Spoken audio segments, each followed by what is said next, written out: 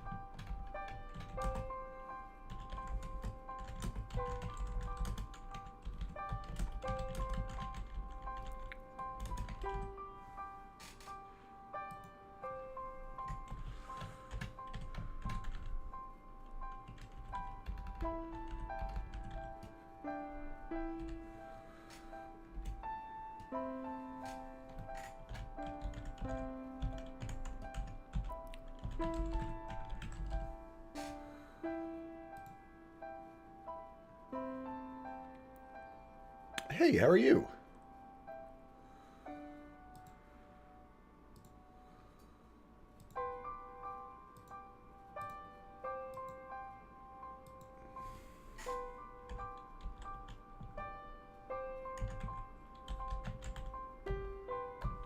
Okay, what's going on here?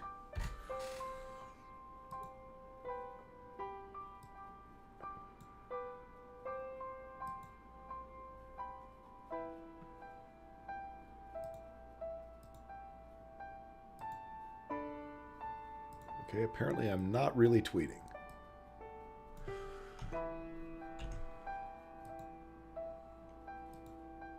Let's try that again. Tweet. Hey.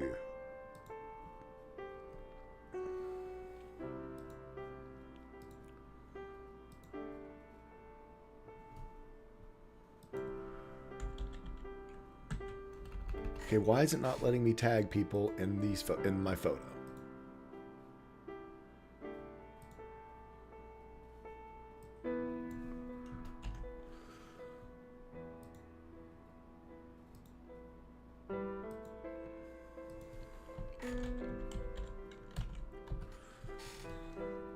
Tweet. Do the thing. Add the photo. Let me tag people. There we go. Golly. Jeanette, Alicia, Daniel,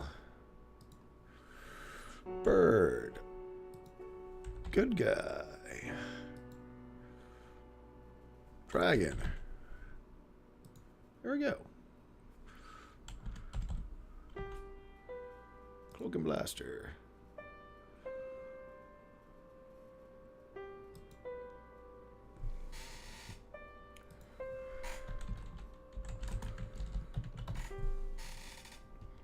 Oh, hi. So, yeah. Hi, folks. Yeah, I'm broadcasting my audio. Was not meaning to. So, I've been sending a tweet and I've been talking to myself. So, there you have it. We'll be on in just about 10 minutes. See you soon.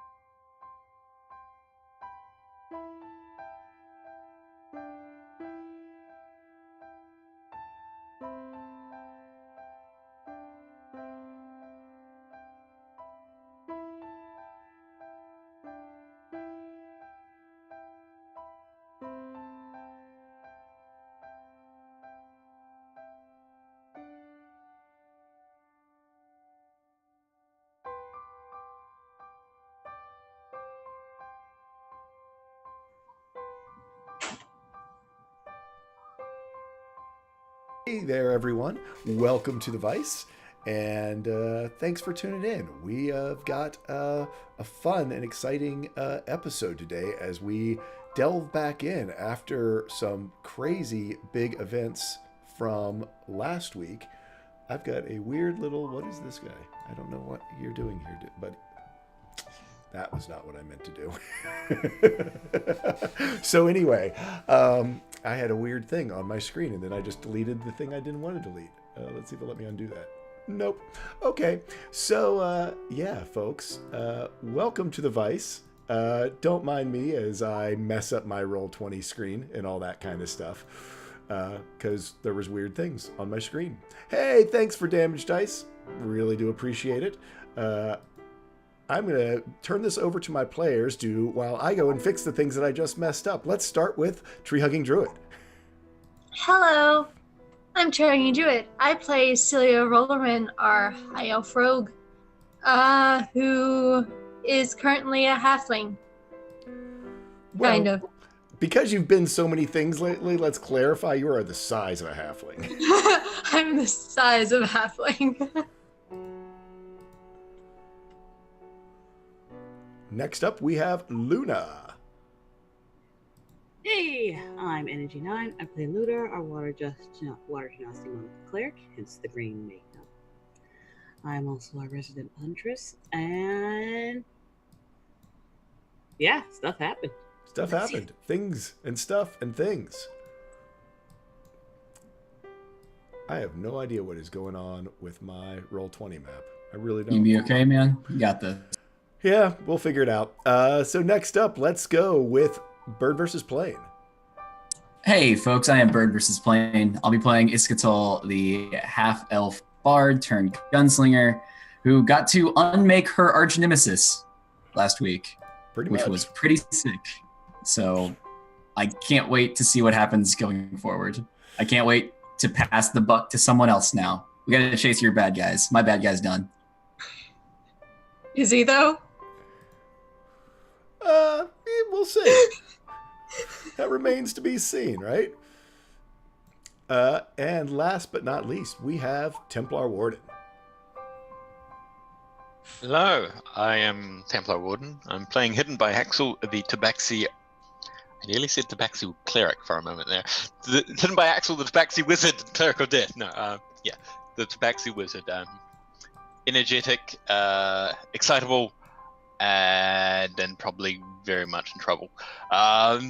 Considering, yeah, I'm gonna see. Interesting to see which direction we head next. Kind of scary. Cool. We are waiting for a couple of our other players while we're getting here, but in the meantime, I'm going to do something I normally don't do. There we go. I do something I normally don't do. I am going to let our friend Bird vs. Plane tell us a little bit about what happened last time. Okay, a recap. We were all in Falcon's Crest having a wonderful time. I got to play a lovely song for the Solstice Ball where all of us had gathered and just solved this series of complicated issues that could have devolved into murder and chaos and death and anger. And we stopped that from happening because we are the dream team. Then something bad happened. A giant clockwork-powered dragon showed up powered by an ancient evil sword and my nemesis Bati, who was off to chase the last Chord of Fate, which I was going after too. So we split as quick as we could. We took a little teleporter. Celia and Luck took turns being a giant Spinosaurus. We rode them through the desert, racing this dragon and the arch nemesis and the sword. And we got there just in time for an epic battle that there was bloodshed. There was fire, lots of fire. Oh my God, there was lava inside of the dragon. Long story short, we won. Iska got the Chord before Bati.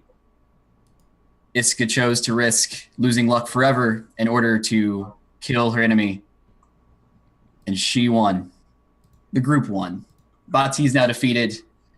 The evil sword Ryan Talia is out there in the world. We don't know where. We'll have to track that down eventually. And Vidar / Ishgrin's old friend, Kirlydron, is now at peace. Where she had once been corrupted by Bati and Ryan Talia's influence, she is now in a better place.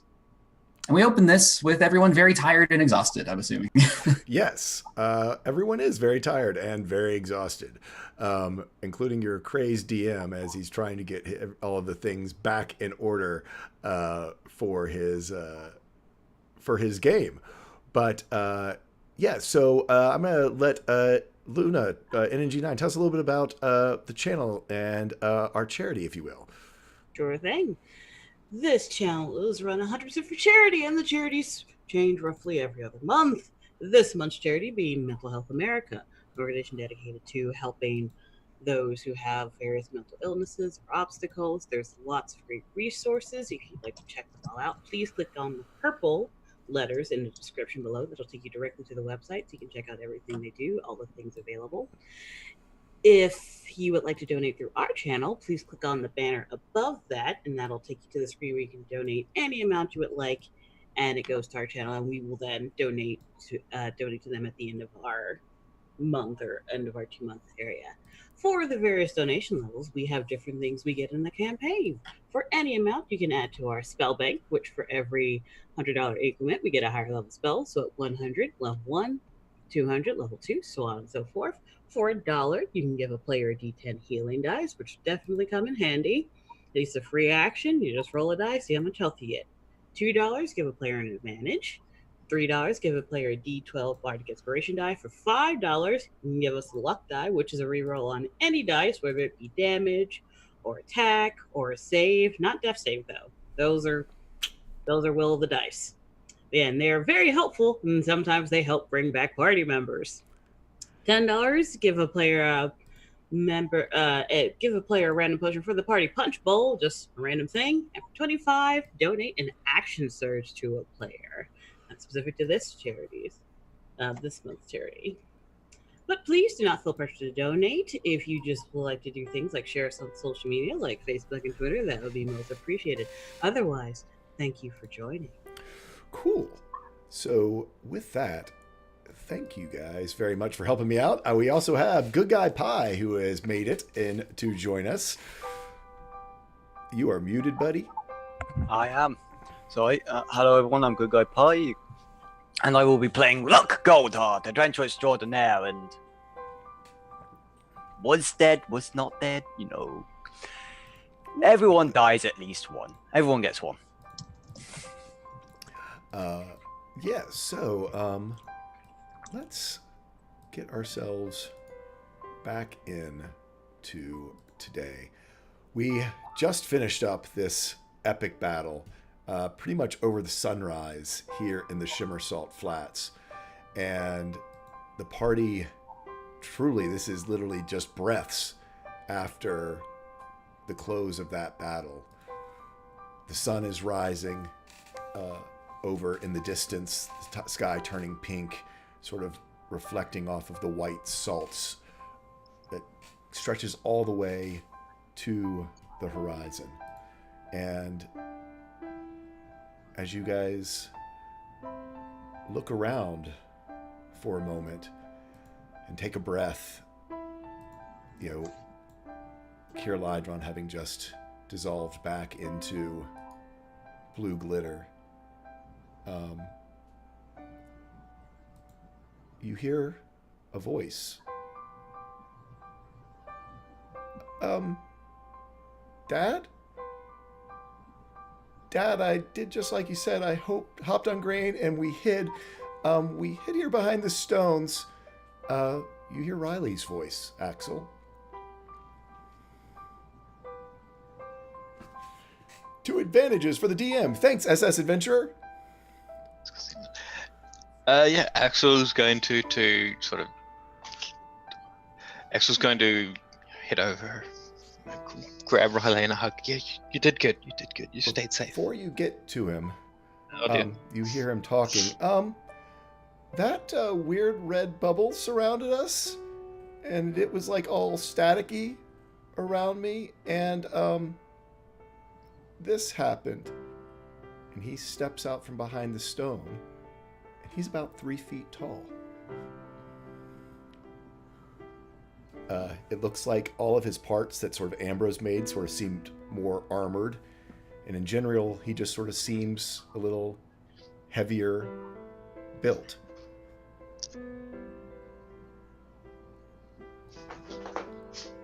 You grown up? That was. You feeling okay? Everything's okay? You're Yeah. not. No, I feel fine, just taller? Yeah, no, it's really weird when you grow taller. There was this time I was really short, like your height before, and then I got this height, and then I got smaller again. It's really... You grown up. That's... Yeah, okay. I'm glad you're safe, though. Yeah, and so for the first time, before him only being about, a foot tall, now 3 feet tall, so almost like a real kid.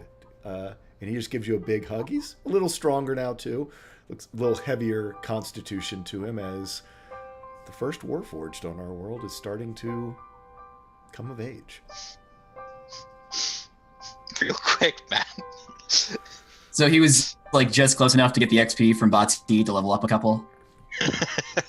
This is what you get for carrying your party, guys. But once you kind of collect Riley, Grain comes running over to Luck and goes sort of running up to him and starts licking his face, kind of making sure that you're okay. You're muted. No, I am not. I just died. So as this was a twist of fate that brought you back, Luck, from your impression, you leaped out of the way before that last hit crushed you. Must have blacked out, but you just have a vague memory of somehow the last second diving out of the way.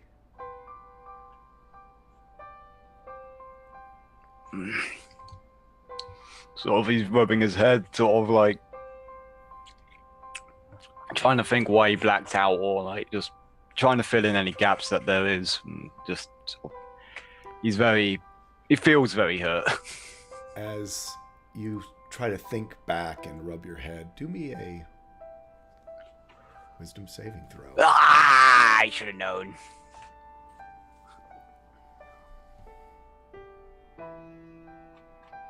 On a 19. Well, actually, I'm sorry, sanity. So on a 19, that's bad. Oh dear. Yeah, that's very bad. Yeah. So you feel this sort of pressure behind your eyes. Maybe you did take a harder hit than you thought. And as you're trying to piece this together, you're feeling more disconnected from yourself. Kind of wondering what happened, what really didn't. That same question nagging in your head of who you are. And you will need to drop your sanity score by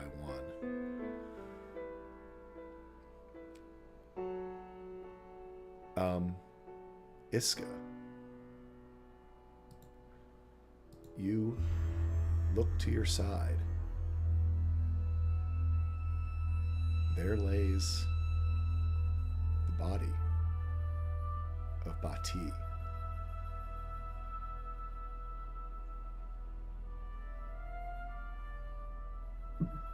And the crumpled form of the clockwork Iska. I think she makes a motion to start heading towards Bati's body. And kind of stops for a second. You can see her gait change a bit awkwardly as she pivots and instead goes to the clockwork version of herself first. There's definitely like this resolved nature about her, but there's also a little trepidation of getting too close to him, even at this point, unsure of what the man is capable of. So she would turn towards the clockwork version of herself and approach it, kneel down, and just, examine it. It's, even with how terrible this thing is, she's still an artist. She still needs to see everything and learn everything.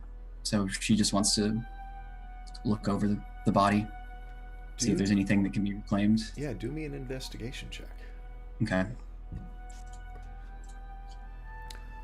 On an 18, there's this weird sense that comes over you. It's like looking almost back in time. This clockwork was based off of the little girl who chased a leaf out from Barrios' caravan. It is not reflective of the woman that you have become. It's like looking at a photograph where you don't quite recognize, you know that it was you at one time, but it's not you anymore. But there is a chill that goes down your spine knowing it once held a part of your soul. And it seems completely inert now, just lying there, It's motionless. just lying there motionless. The craftsmanship is beautiful. I think she will actually then kneel down and reach her hand out. Again, a brief pause before she actually makes any contact with it, but I'm assuming this thing just kind of crumpled to the ground. It did. She'll kind of move the body in such a way to like lie her flat out and just cross the arms. And yeah, it's the death of the clockwork is, I mean, like you described it, it's like the death of her old self. It is seeing that version of who she was and letting that go to embrace who she's become. It's like a marionette or a loose jointed doll as you lay it out, easy to put in the pose. And as you lay its head back on the salt, it just stares back up you almost at the sky, but there's that weird sort of doll-like thing where it does seem like the eyes are following you. Can I close them? Or are they just... You can. It does have sort of these mechanical, almost like doll eyes, that you can shutter down on this sort of polished bronze porcelain-like face that looks like your own. All right, then after the eyes are closed, she'll take one last look before turning to the body of Bati. And you see where he crumpled, fell to his knees, then fell to his side. He didn't die gracefully or elegantly. He's basically just a heap on the ground.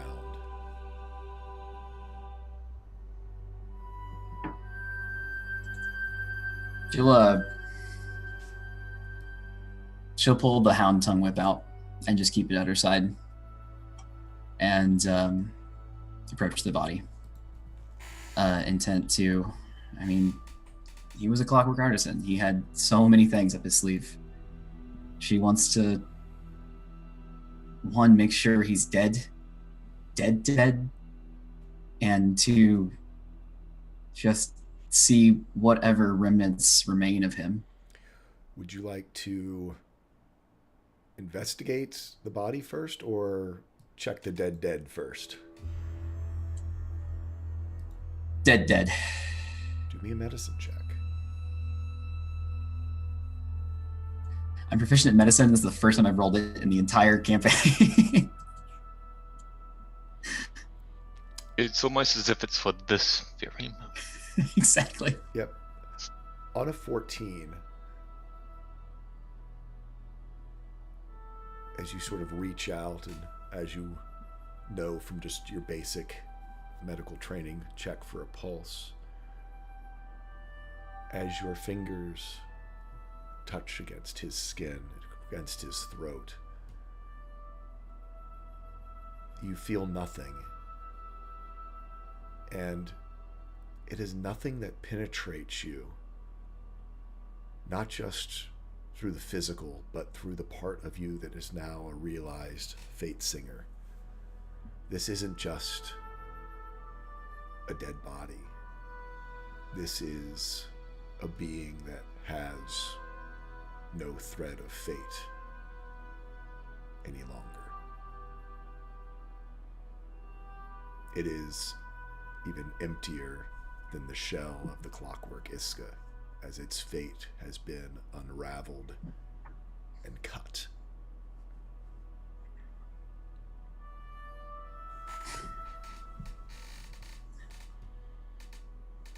There's a moment that's hard to grasp or rationalize.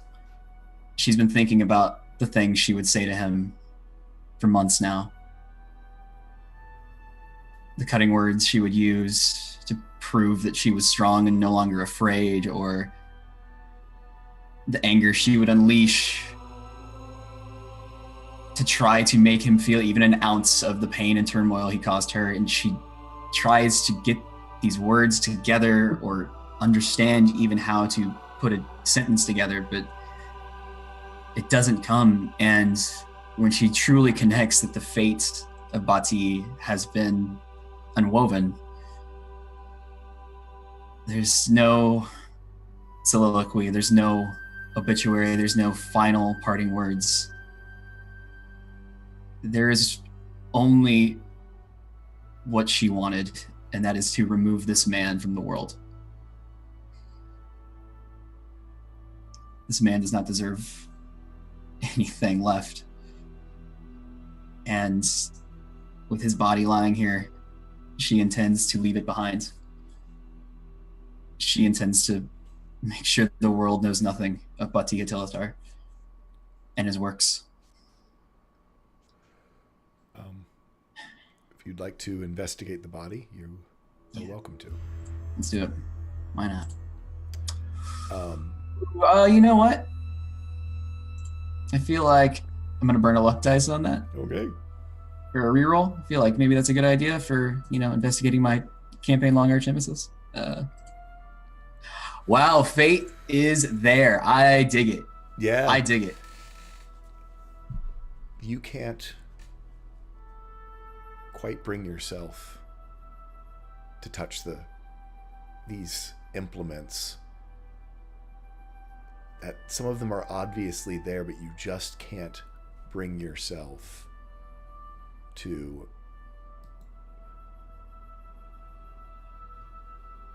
even make contact with these clockworks that haunted you, tormented you for so long.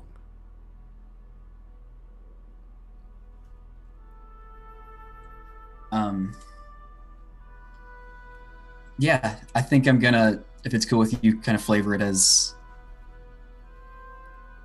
she has been thinking of nothing but Bati for so long. So why spend a second more? Why get roped back into Qualvarine and then Clockworks and all of this? Bati's dead. And that's enough for her. Okay.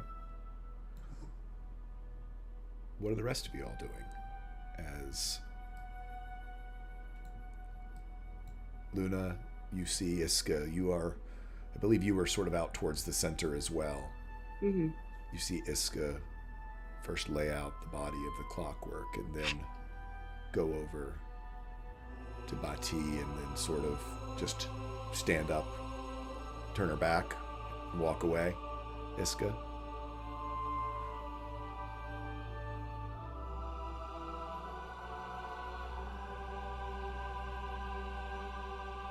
Iska. Is it wise to leave the bodies here, in the open? Perhaps we should bury them. Not far, for sake of ensuring his art is never known.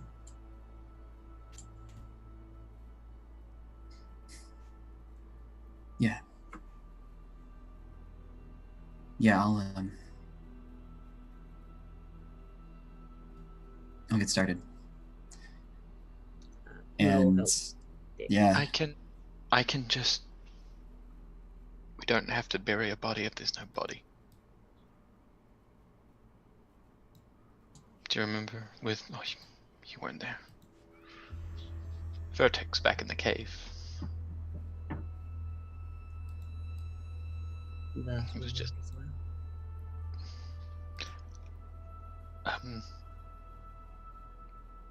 Maybe.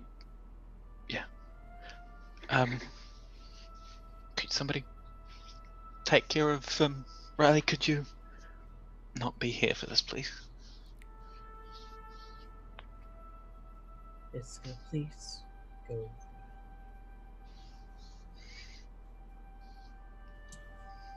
and she goes to say something, but kind of bites her lip. Just gives a nod of the head, and we'll go with Riley.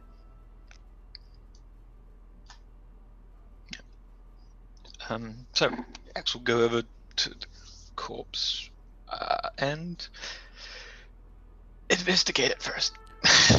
Yep. Mm-hmm. Who wants to do the investigation? You can give advantage or each roll individually. I mean, unless it's Celia doing it, Axel might be the best for it. Yeah, So, with an 18. I'd give advantage, but 18's already the best one. So Yeah. Yeah. Actually, go ahead, Luna. And have Luna roll just so we sort of see how. Since Sure. she's right there as well. Okay. that's pretty good for her. Yeah. We'll actually start with Luna. The thing that you notice lying on the ground, at first it almost is out of place to you because it's so familiar. Your master had something similar at the monastery. It is a circular disc about this large with a slot in the middle of it for a blade. It is a sword guard. Sorry, a what guard? A sword guard Hmm. that would fit on a blade. It would something like a katana. It's like one of the round ones, like a katana, and has a slot in it, and it you can see has runes carved around it. It is not clockwork as much as it is just very finely and ornately crafted.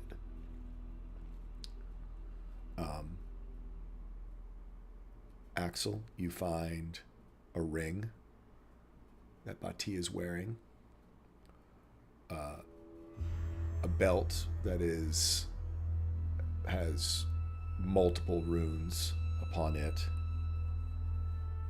and the most obvious thing you see is his reactive armor that he was wearing.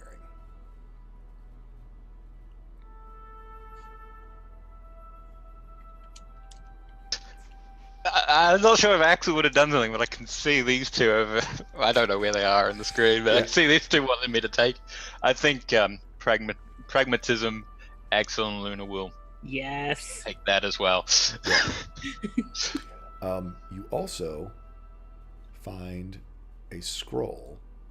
If I can get you all to go ahead and someone roll me a d4. Did we cash in the dragon's breath? From last month?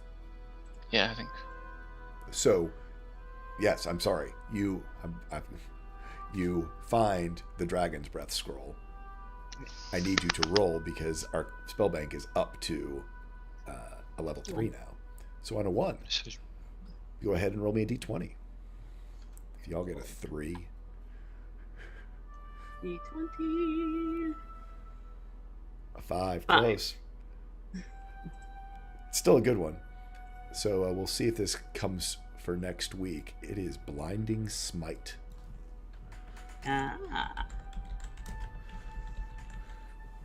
Sorry, Templar, are you noting it down in your inventory or? So the Templar got the Dragon's Breath one, which was last month's. Okay. Yeah, yeah, I forgot. I was opening up all my pages to start noting things down. Yeah. Gotcha. Okay. So, Scroll of Dragon's Breath. The other one we haven't got yet. Correct. Because we've only got... we might bump into... we'll see. We'll see where it lands. And that is pretty much all that you see up there on the body of Bati. Let's take a moment and introduce our other player, a very dusty Dragons or Cats.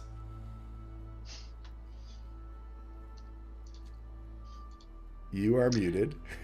Very silent dragons are cats. Silence, Dragons or Cats, and yeah, VK mic is totally dusty. outed you. More like dragons are silent.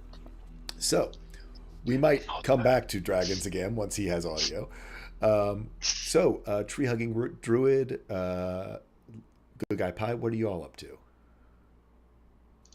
I mean, Celia's probably trying to comfort Vidar because his sister just kind of disappeared in glitter. And she's covered in glitter too. Yeah. Sort of as you stand there, we'll say comforting Vidar, you do notice where Kier Lydron was, there is a fairly large cube, about 18 inches across on all four sides, sitting on the salt flats where the dragon had once been. Celia's gonna pull Vidar with her and go check that out. Mic check 1 2. Yep, we got Mike, Yep. but we don't have video. Isn't that just? But we Just got a peak. great pose that you're in right now. You're totally in the Seriously. best hungover Right. pose ever. I have my coffee. I have my toast. I am Dragons and Cats. I put my hand onto my own shoulder to hold onto Celia's. Though you can't see the emotion on Dragon's face. Vidar's still welling with tears. Inside the hand that he's holding onto Celia's, there is that cut, destroyed clockwork eye just grasping the hand, and he's kind of been squeezing it, and it's a little bloodied. Yep. You can certainly, you see in front of you this clockwork puzzle cube. Ooh. It is intricate. It is like a Oriental puzzle cube, except covered in clockworks and runes. And actually, it seems to be gems and other engravings as well. Inlays of pearl, lapis. I want to look it over a little bit. You can roll me an investigation check. a nat 1 and roll a freaking 12. Are you kidding me? Honestly, you guys have been on point so far with the failures. It's because last week was just Last week, yeah. We're making up for things this week. This is our comeuppance. This cube is so far beyond the basics that Ambrose sort of taught you. It's a puzzle cube, but to even begin to understand the intricacies of even how to make a single piece of it move is just beyond your skill at this time. However, it does remind you that having seen what happened to Luck, the docking station for Lad Jr., which is sort of integrated into Luck's pauldron, you might want to check on it to make sure it's okay, as Luck went through quite a bit. Oh yeah. Celia, like, is the cube like small enough that Celia could like pick it up? I mean, you can pick it up. I mean, it's awkward because it's a cube, but I mean, it's not huge and heavy or anything. It's just, like I said, it's about 18 inches on a side. It is, it's an okay sized Amazon box. Okay, yeah. Then she's gonna pick it up. She's gonna hand it over to Vidar, and she's like, first of all, Luck has Lad Jr.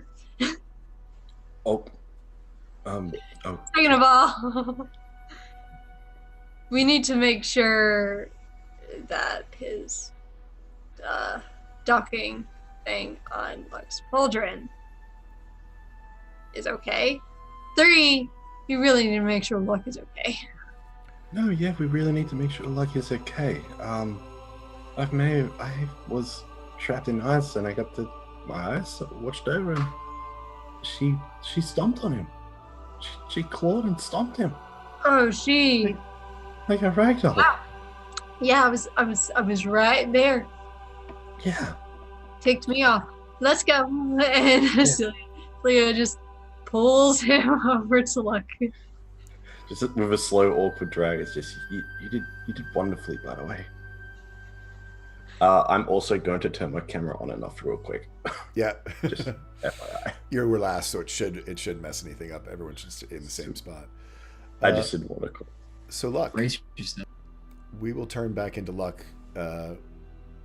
Grain licking your face, the pauldron on your shoulder. There he is. Kind of. Now it kicks up. You can still feel sort of blood dripping from where it cut into you. Your perception is high enough, your passive perception, you can see that the Argorite lens is just shattered. You're pretty beat up. Your armor did take quite a bit of the damage, but most of it is magical, so it seems salvageable. The pauldron is probably in the worst condition, as it's not inherently magical, just has some magical parts.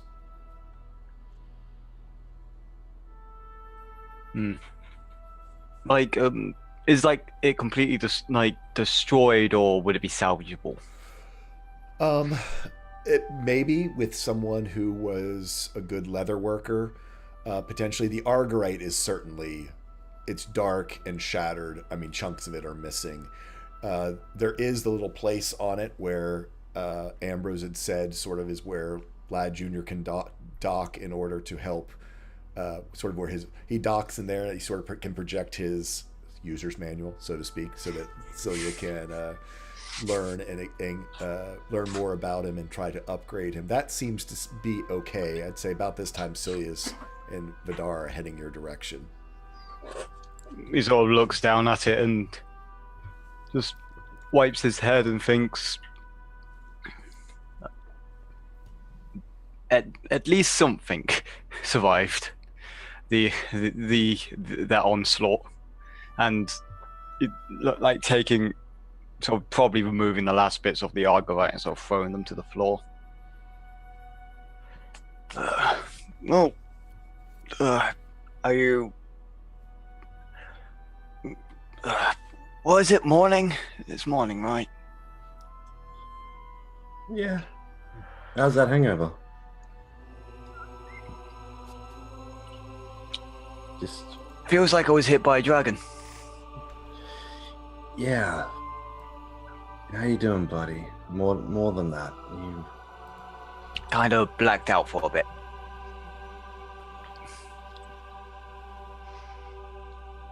just a bit.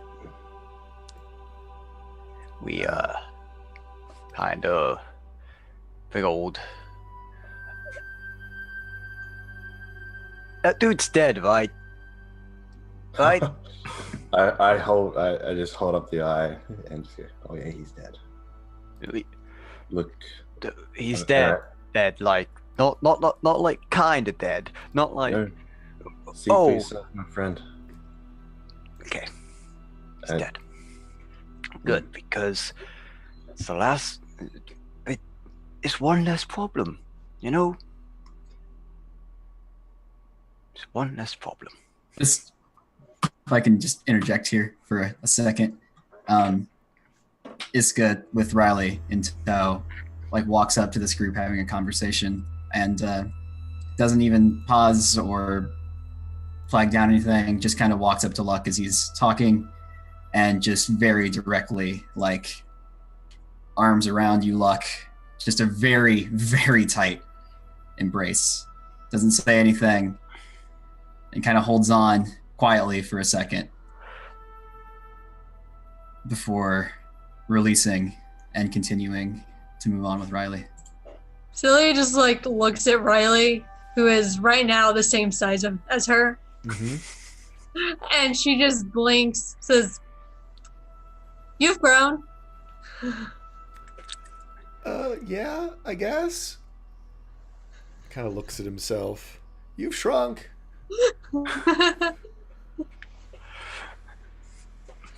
Dad said this happens a lot to you all. She says, "Well, it does. My shrinking was on purpose, though. I'm." How did that happen? He kind of points, I think that thing, and sort of points to the pauldron. Celia blinks, says, "If it can do that, we should probably fix it." Yeah, that's a bit handy. He just sort of does the kid. What? No. While everybody else is talking, Moon is going to go ahead and do prayer of healing because we still got to make a trip back and we're all kind of hurt. Yeah. Yep. Do I have like clockwork tools, or is it just like my thieves' tools that I've kind of made to allow me to do clockwork with them? Currently, you have your thieves' tools, and which are basically allowing you to work on clockworks. You might eventually get some specialized tools, which we'll deal with individually. But since you've just taken the proficiency, literally for like 24 hours, you got your thieves' tools. Celia points to the pauldron and says, "Do you mind if I try to fix that real fast?" Go ahead, as he sort of straps it off. Uh, You can do your. and Celia will like take time and like try and work on it. She does, like, while she's working on it, she says, "So where's Lad?"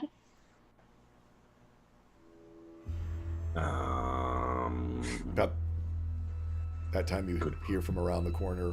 Tick, tick, tick, tick, tick. Vada. Oh, He sort of takes one of his little pointers and points like towards the center, and goes, and goes, and then shows like that he ran away. Celia just kind of like pats his head and said, "Good job." And then he sort of comes over and looks sort of over your shoulder as you're messing with the pauldron, and you can make me a clockwork tools check. I am going to use the advantage that I just got. Thank you, chat. Thank you, chat. 26. On a 26. The pauldron is probably not salvageable. It needed the piece of polished agarite. Without that, you don't think that was sort of what collected the energy and then focused it and made that sort of bubble of basically almost like an EM pulse of soul of storm energy that then shorted out Bati's soul powered things. However, you are able to completely salvage Lad Jr.'s dock. And quick question. Yep. The Argyrite. Mm-hmm. Is that the purple crystals?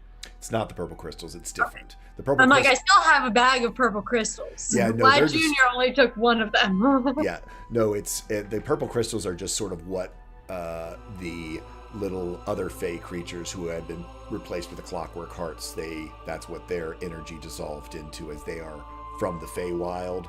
They sort of, part of them stayed trapped here because of the clockwork hearts.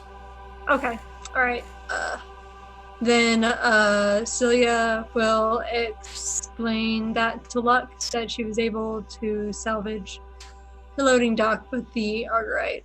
Like, we would somehow need to find anyone.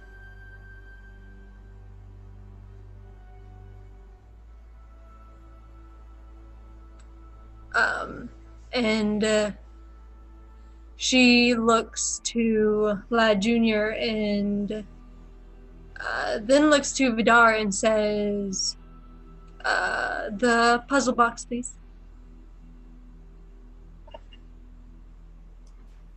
Holds out the massive box, just going towards, and just still kind of confused, just like, and still bleeding quite profusely from the wounds. Yeah. And Celia will look at Lad Jr. and say, do you know anything about this? Lad Jr. sort of looks at it and kind of whistles, just like, I'm not gonna be able to do a good whistle. Yeah, just kind of like, you're like, like, wow, that's a thing. And he just kind of goes, I need to get my whistle going. She just says, she says, I may need Axel to help me with this. Axel! Looking at the cube, does it resemble anything similar to the astrosphere? Like, No. in any sense of terms of technology? Not really, not at all. This is obviously one of Bati's creations. I mean, other than the fact that it's very ornate, but it's not even, it's not the same type of high-end technology, magic technology like the astrosphere. I'm just gonna put this down here with you. And Vidar goes over to Iska if she's still embracing luck or just still here. And hand on the shoulder, squatting down next to her, just going, I've never seen you truly do those chords like this. That sound was incredible, and whatever you did, I feel it was for the best.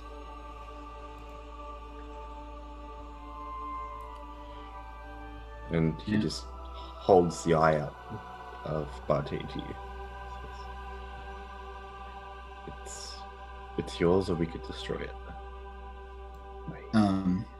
She looks at it for a second and raises her hand, actually, as if going to take it from you. Before she pauses, almost grasping it, and then extending her fingers a bit to go to your hand and closing it So Vidar's hand still has the eyeball in its palm. And she looks to him and just says, "What's done is done. And now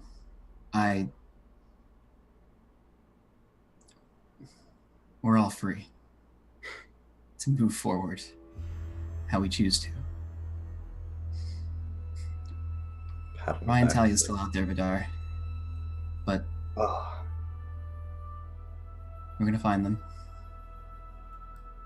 And we're gonna stand together just like we did here. As a group.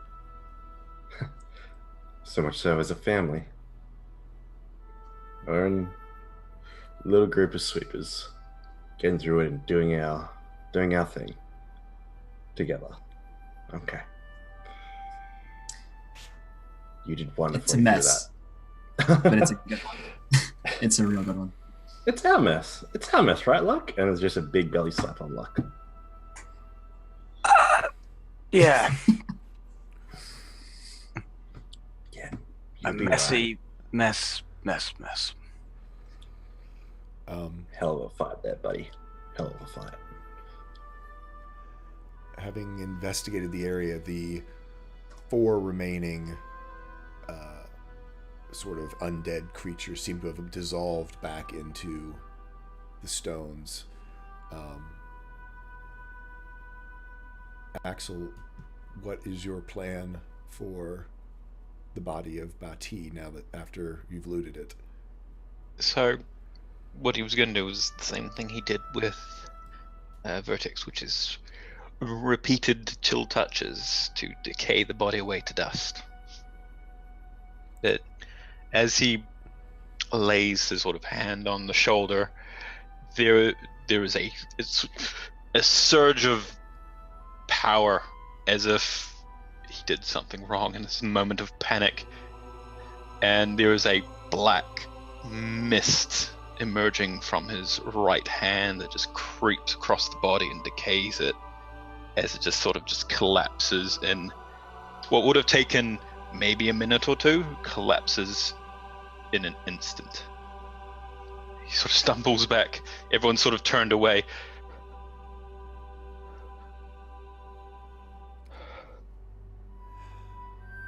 Oh. A gift. Yeah. Thank you, I guess.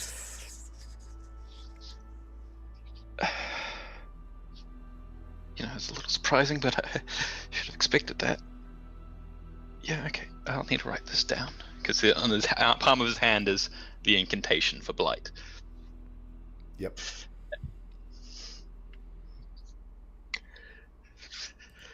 So while everyone's like, this is like, well, everyone's turned away. So yeah, the body just literally within 6 seconds, just becomes dust, and the little bit of breeze, just the few little ashes.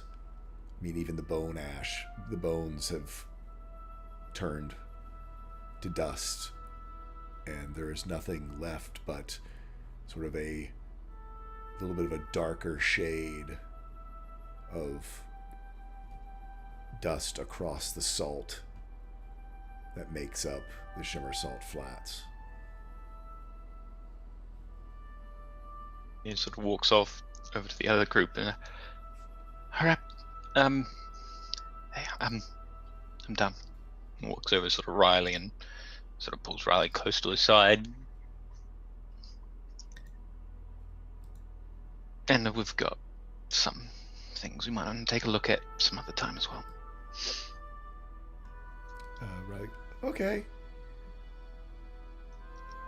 Oh, yeah, he was talking to everyone about the loot. All right. Yeah.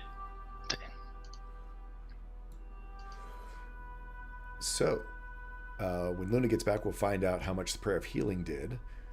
Y'all have pretty much gathered. She already rolled. Oh, did she? Up there? Well, yeah, it's 12. So everyone gets 12 hit points.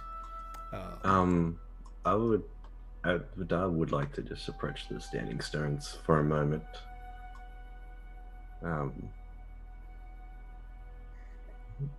Passing towards Axel. Just,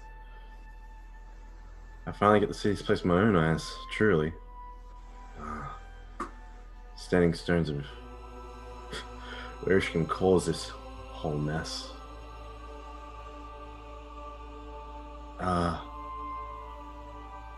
I'm going to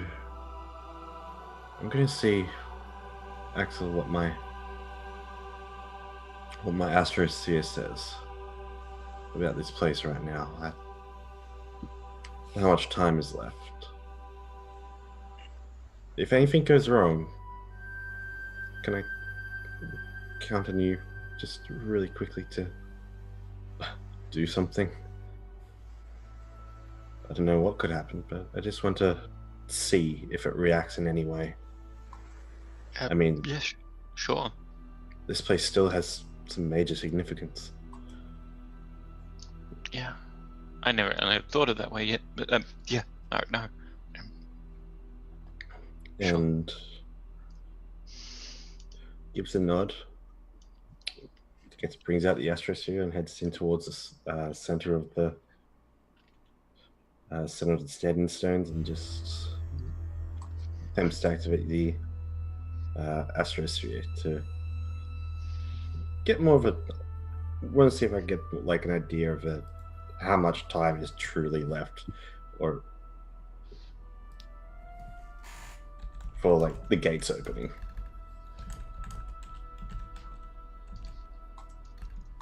Okay, so you open the sphere, the astrosphere, and it's not like when you were in the vision where it just erupted into its full power as the gate is not here. But you do get a piece of insight.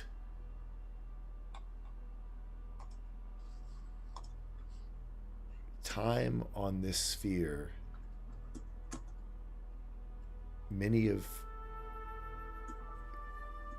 the prophecies that you have read and written and deciphered, you assumed were based on this sphere's time.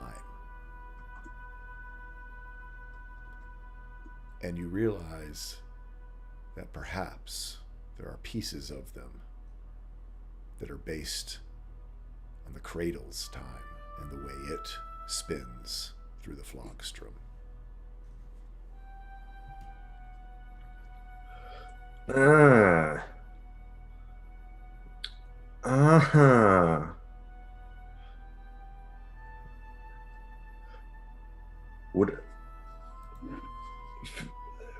Getting that from the astrolabe, would Vidar have any idea what that time is like in, like, within the change from this current time? Is it like a faster? Is it a bit more slow because it's frozen in the middle of the Flogstrom? As you don't have full access to Iskrin's knowledge, you can do me an intelligence check at disadvantage. This is going to be fantastic, guys. Just watch. That one. No. On a 7, the only thing that comes out from thinking back on the things you've read and studied and that Iskrin sort of tried to lock in his mind is you feel that 7 sets of 7 that was mentioned within the Tome of the Seed is perhaps connected to the cradle and not connected to this sphere.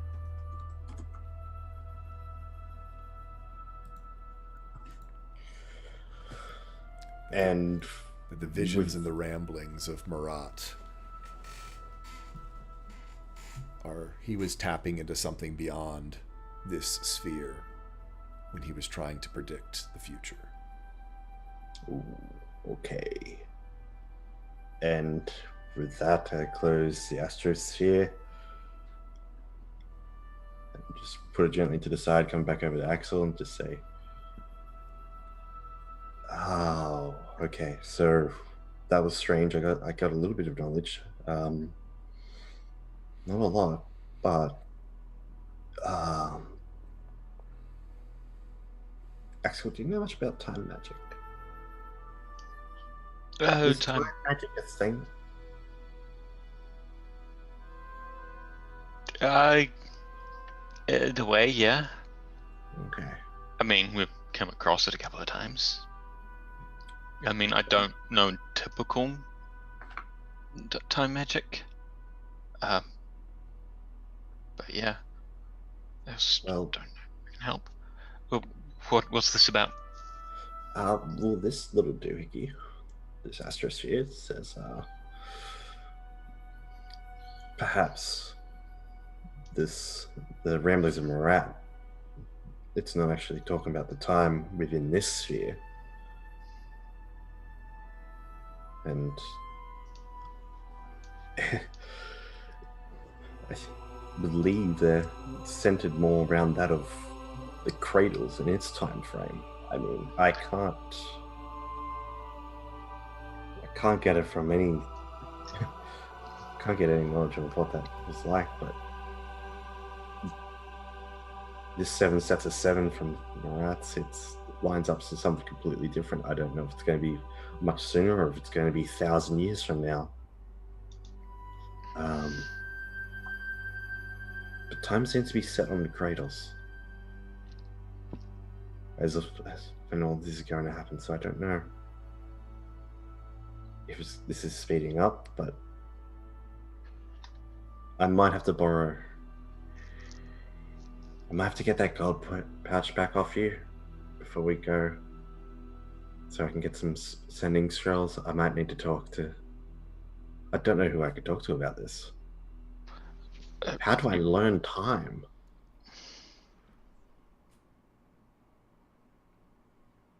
Like, There's probably a couple of ways we can figure this out.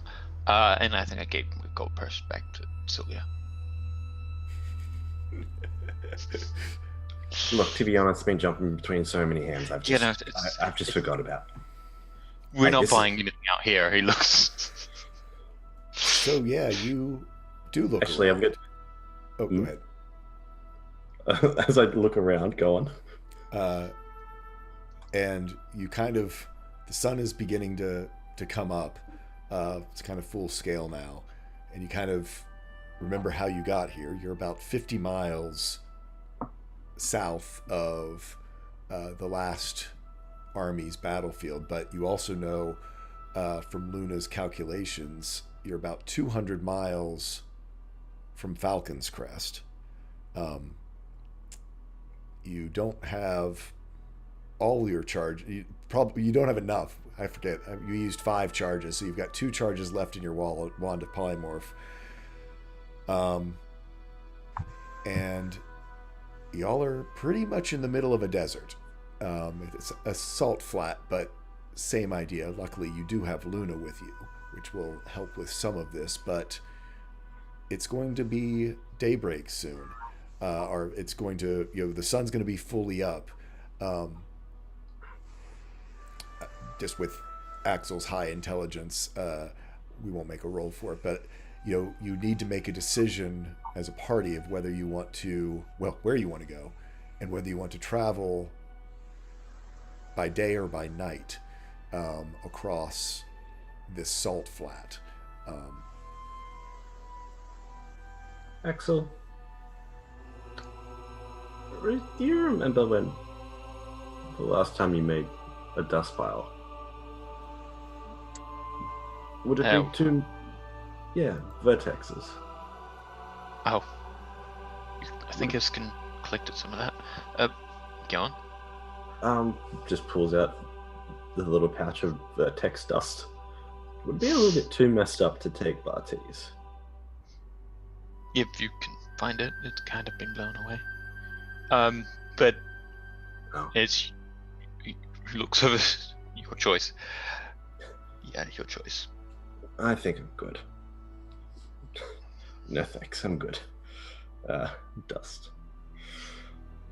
And just gonna one arm around Axel, say, just pat him, and then just kind of slouch on her. Just like, oh, I should have been dead so many times. We got lucky. We yeah, we should all be dead. We got lucky. Yeah. He's just gonna raise his other arm and just shout out. I'm not gonna shout out because that's gonna be really loud. I'm just gonna go, we did it. We did it. Can we have a break? A longer break. Do we have to go anywhere today? Out of well, where are we? Yeah, where are we going? Because we have. Well, no, because now that I've said that our time scale might be off, we still need to get across back to east, find Lily, get back to the Vice, get halfway through the Vice.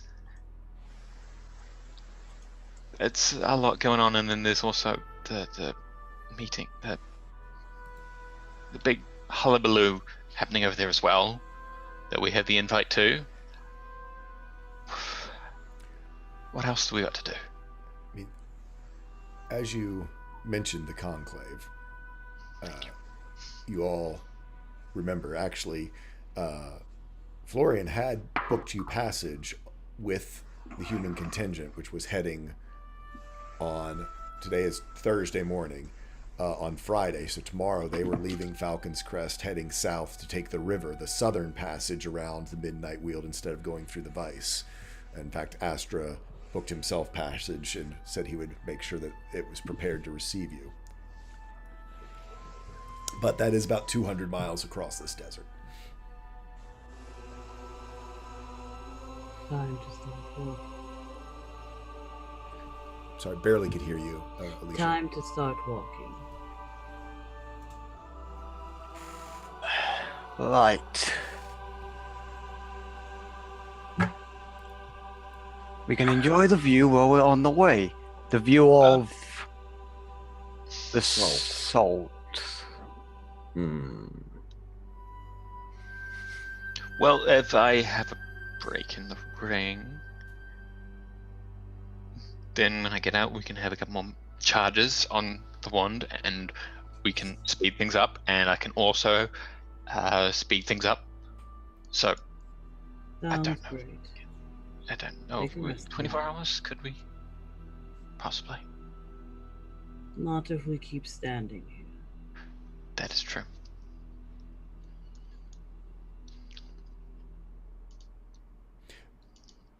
So, Axel goes in the ring. Would anyone else like inside the ring?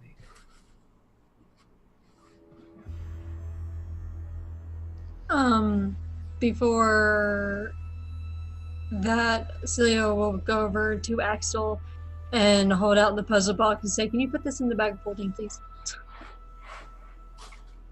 Yeah, I've got all the other trinkets we've collected in there as well, except for the armor. It's over there. Doesn't fit. Well, Will the puzzle box fit? will the puzzle box fit?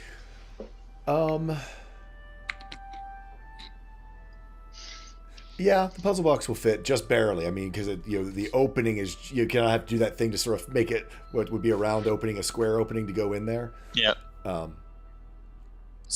With the armor and the belts and stuff, did we identify those things, or should we identify those now before we do anything? Axel Or- was going to do that You can do in the that ring for like ring. 20 minutes. Oh, in the ring. All right, cool. Okay. Well, that's awesome. So you're taking the armor into the ring with you.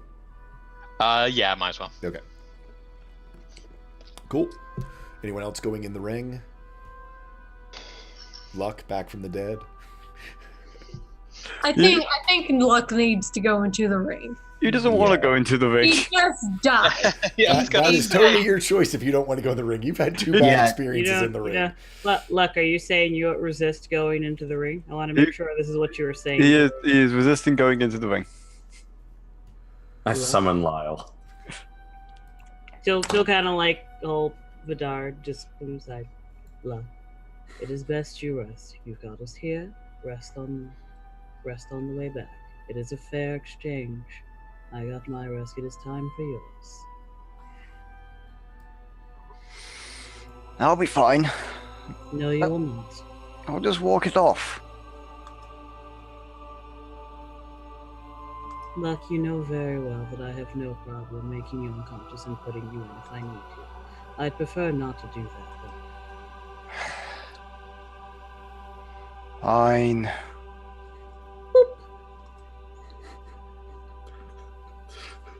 Sword just comes out, flatters the blade.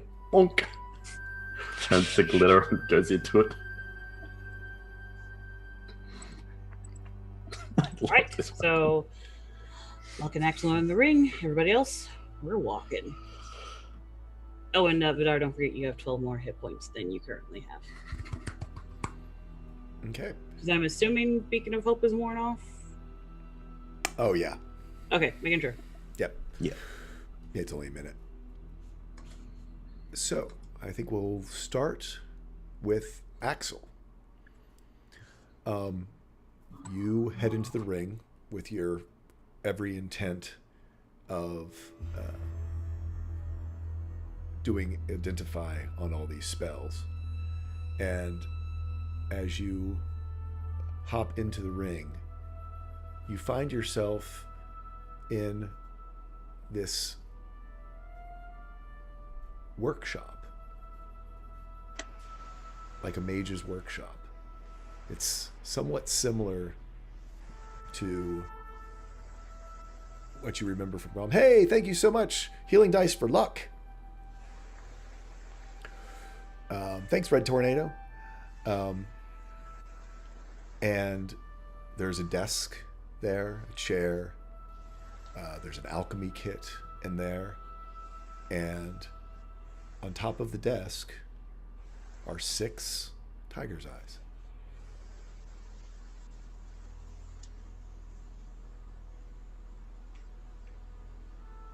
Huh.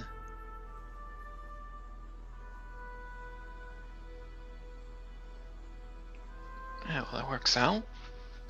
Sort of symbols them out again. Well, let's get started.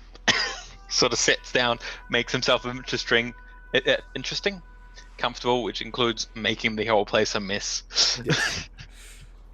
And pulls out the items, puts them on the table, and begins to identify them using those tiger eyes. Which one do you want to do first? I think we're going to go for the ring first, because we've had bad experiences with rings. Okay. You concentrate, etch the rune on the tiger's eye and lay it on top of the ring, and as the tiger's eye dissolves away, the purpose of the ring is open to you. This is a ring of uncanny protection. It offers +1 AC and uncanny dodge. That's Hence why Bati was not getting hit yeah. or only taking half damage. That's fun. That's really wow. That's pretty good. Not bad. It does require attunement. Yep, that's what I figured. He sort of puts. Yeah, he's just gonna go through everything. He needs to get this all done before he goes to sleep. Okay. Next up, the belt is an item you've heard of before. You've never thought you would see one. This is a belt of stone giant strength. Seemed to be the way why Bati was able to break Luck's hold quite so easily and hit really hard with that big 2-handed greatsword. Strong boy. Yeah, I guess Yeah, that works out. Next up Does it fit me? is the Maybe. Sword Guard. And as you look at it, this is a higher level magic than the other two pieces. It is infused with necromancy, but infused with both life and death magic. It would enhance a sword's given necrotic properties. And it comes to mind that Luna might want this for her Yeah, for wooden sword. her Death Bloom thin blade, as it does seem that it would fit right down over the blade. Yeah. Um, It's for Luna. I mean, she's the only one who uses it. Sully uses this sword. Put that aside for now.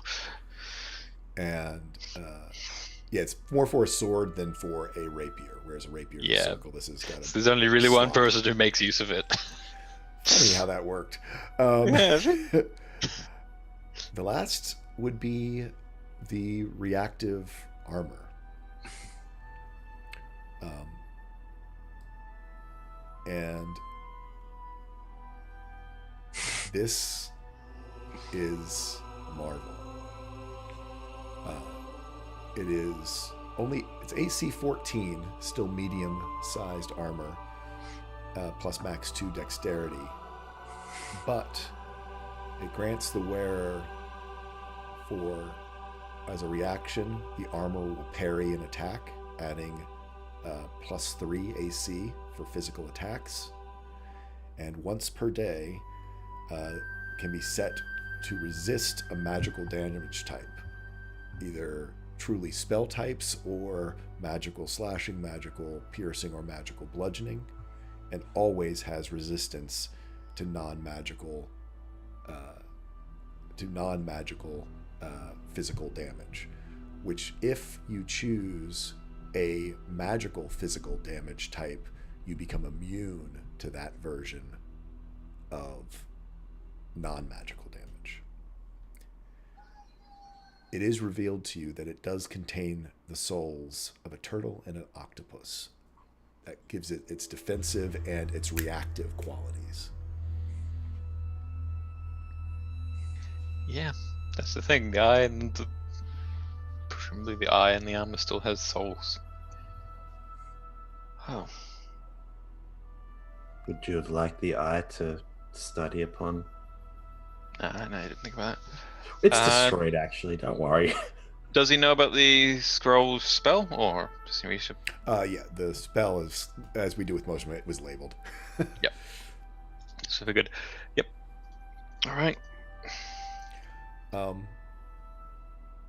As you look at the armor, you do feel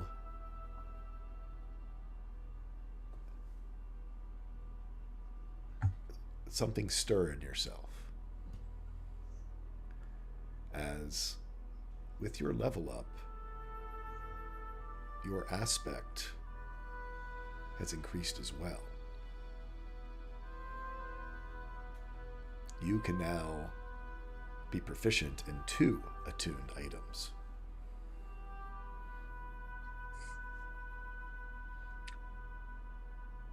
As your proficiency bonus is now 4. There's a 3, it was rounded down. Oh yeah. Neat. So that's just proficient in 2 attuned items. Correct. It's the draconic attunement, which means that if you attune yourself to a magical item, you become proficient in it as well. So it allows you to attune to medium armor if you so desire. Yeah, I don't think he's gonna put the armor on at any point soon. Not without talking to Eska. Yeah. But there's also the dragon scale armor as well. So good stuff. Yeah. Fun. Oh yeah, I need a break. In this place, you can get a long rest while doing light studying if you would like to. Yeah, then he is. He's gonna go over the folio that he's been given by the Eternal Keepers. Mm-hmm. And there's something else that he is going to attempt. He's actually going to try and carefully use the armor for this one, because it actually has, in many ways, the abilities that he wants to counter. He's going to put it out on the bench, and he's going to, presumably using the space that he has and prestidigitation, create an illusion of the weave of magic over the top of this set of armor, as maybe best he can determine how it's structured, how it pushes and pulls. Mm-hmm. He's going to look at it, and he's going to start tweaking, and he's going to start trying to figuring out how he gets this, using a keyboard to do synth music, get a Right. guitar out of keyboard, kind of music out of keyboard, and he's going to fiddle with this and try and duplicate the effects on the illusory weave within the magic of the armor. He's just trying to do exactly the opposite of what the armor is trying to do, and create a weakness inside of it, at least temporarily, as a test subject. Okay. Yep. Are you going to try to utilize your draconic runes to do this as well? Insight, yeah. He'll try and see if he gets a better idea of the weave, the actual weave, for insight on this one. Okay. Yeah. So you bring out... As he Do me an Arcana check as you bring out your book and start flipping through. Insight rune guiding you, but where else it flips you to? Not a bad roll. Out of 29, it's a really good roll.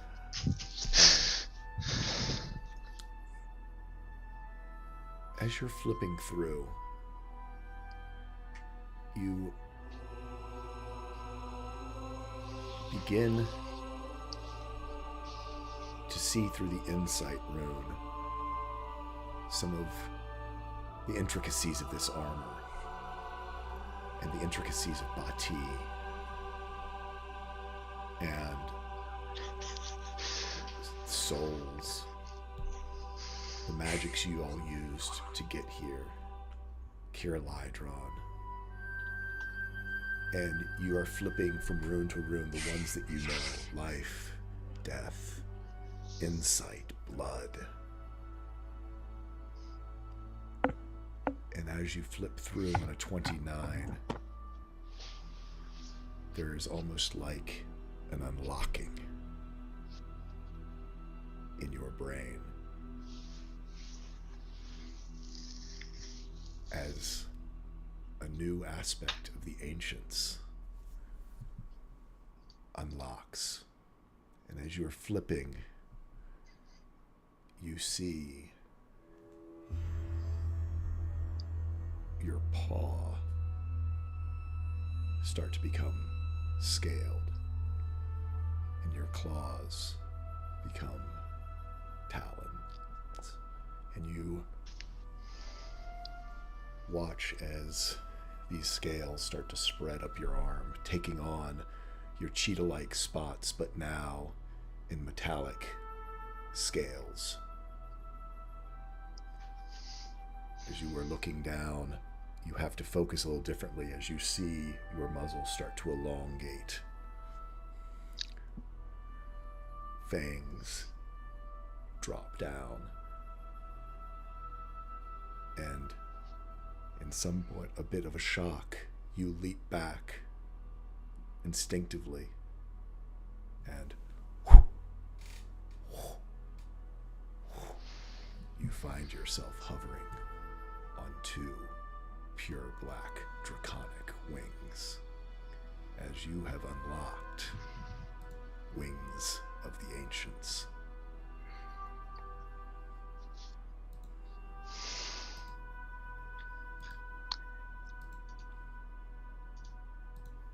It is in your handouts. Death from above.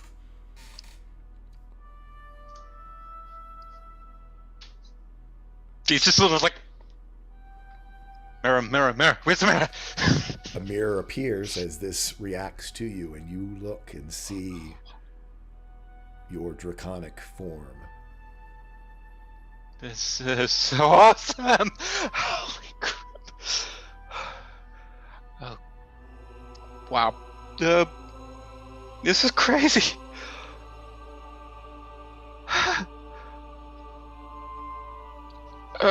Okay, land.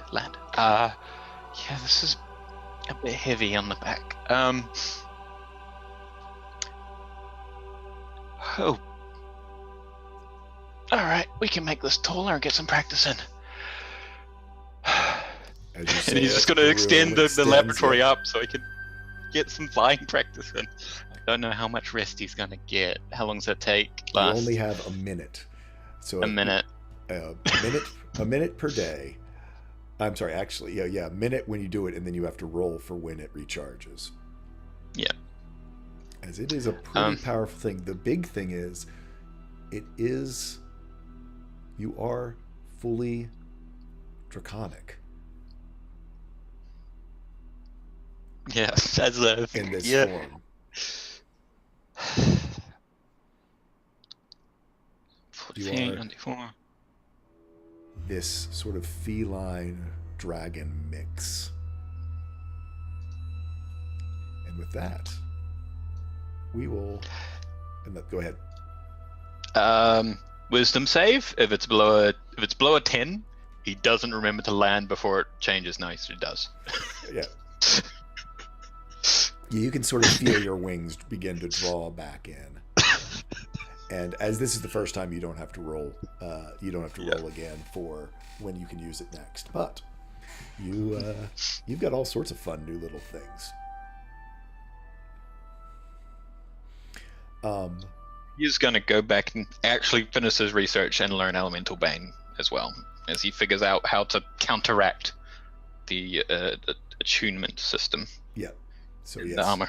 you learn Elemental Bane, and as you learn it, there's another revelation that comes to you, because you had thought of it earlier, but it's been a heck of a day. You had asked Iska in her vision if she saw the Arcana Mystica at the party. And you now realize, while there was a few sort of old and foppish mages there, none of the high-level mages that you saw around the Arcane Terrace attended the ball that night. Yeah. Not unsurprising, of course. Yep. Yep. And he's going to learn another spell from the folio as well. Okay. Yep. You'll find down underneath the companions all the sheets. Yep, I did see that. Yeah. Cool. Thank you. So with that, we are going to pan over to the rest of the party outside. You guys just hoofing it? Yeah, good guy. You're going to have to wait.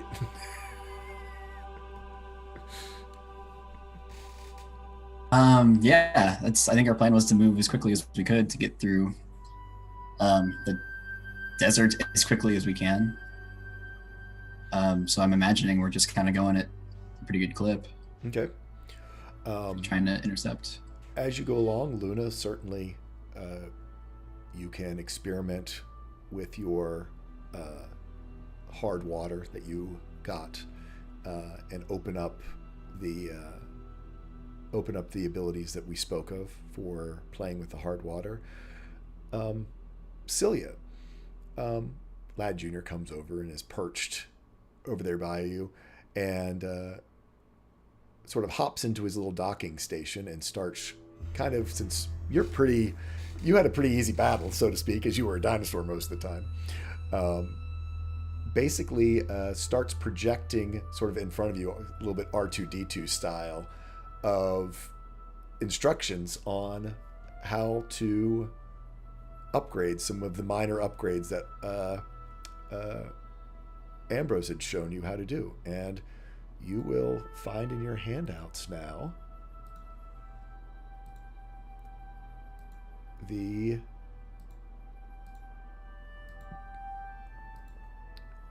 character sheet for Lad Jr. Okay, and he is the cutest thing ever. I used the model from Batteries Not Included. He's pretty cute. Y'all can flip over real quick to the stream if you want to take a look.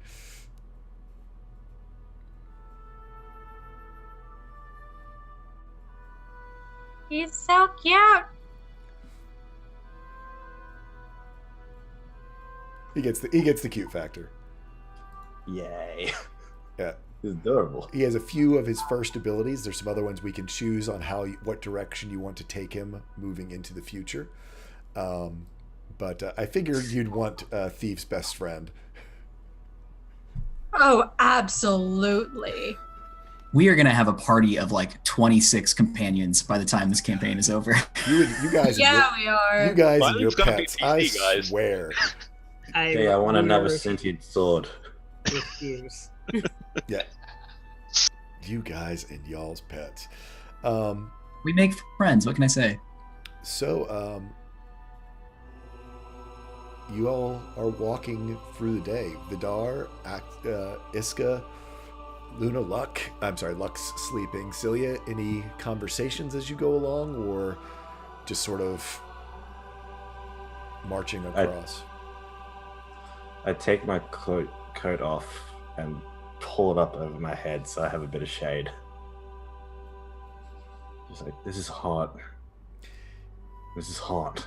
It is hot and it is bright. I need the folks who are outside of the ring to make me Constitution saving throws, please.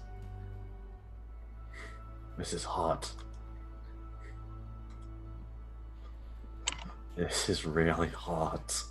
Actually, Dice telling the story, other than Celia, who was a dinosaur most of the time, your wounds begin to catch up with you as you go across this land, as the exposure begins to take its toll. Wow, y'all take 5 points of just exposure damage. That would be for Iska, Vidar, and Luna.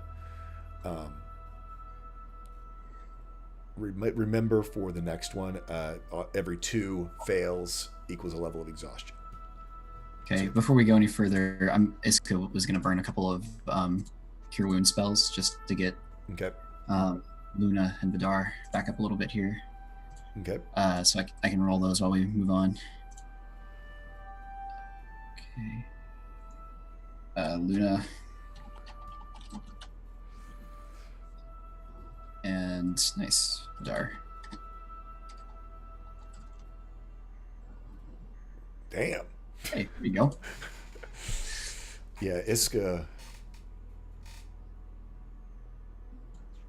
There's not even like a word or conversation about it. It's just Iska kind of approaching, laying hands on, and just imbuing some of the health back into them, knowing that we have a long way to go, but also being more mindful of everyone around her now that her head is kind of completely clear for the first time in months. Yeah. We will. Go I ahead. honestly feel like that Cure Wounds onto Vidar would be like a rib readjusting itself as Bate literally cut into his stomach at one point nearly. Oh, sure. Yeah. If it wasn't for Gendry's, and he just looks over at you guys. Oh, that feels better. That's it. As that rib clicks back into place, you do hear Lyle, almost sigh in your head.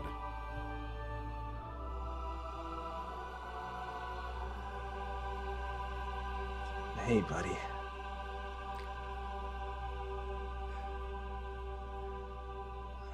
I'm sorry we let it get away.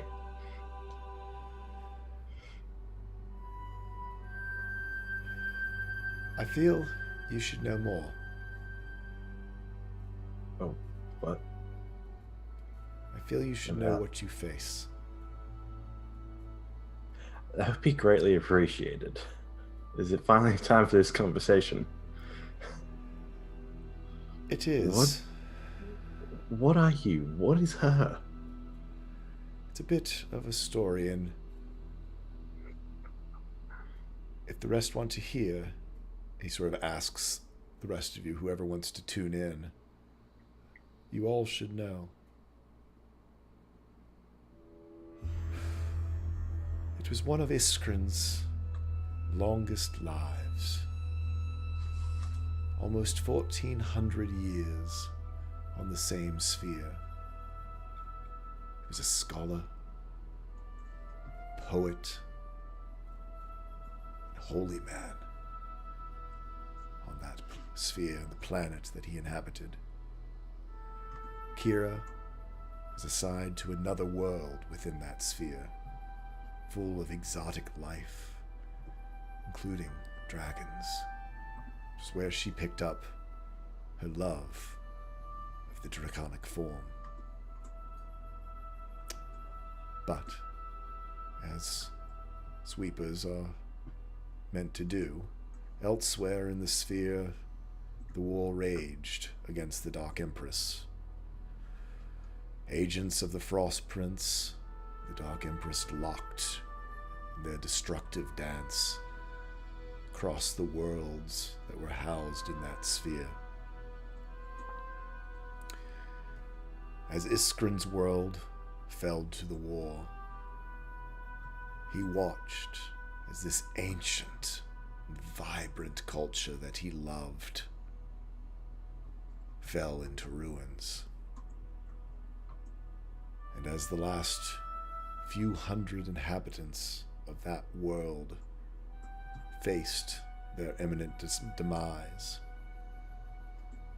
and he knew that the sphere would be shattered by the cleaners to end the infection that had taken that sphere.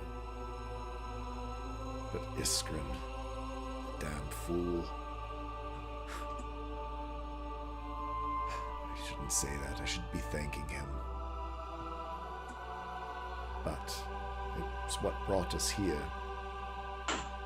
He couldn't bear the thought of losing all traces of that world that he so loved. And so as the shattering began, Iskrin took us in our weakened state with him. Myself, my sister, and our other sibling. As I said, he was a holy man in that life. So to preserve the memory of that world, he took with him its three deities: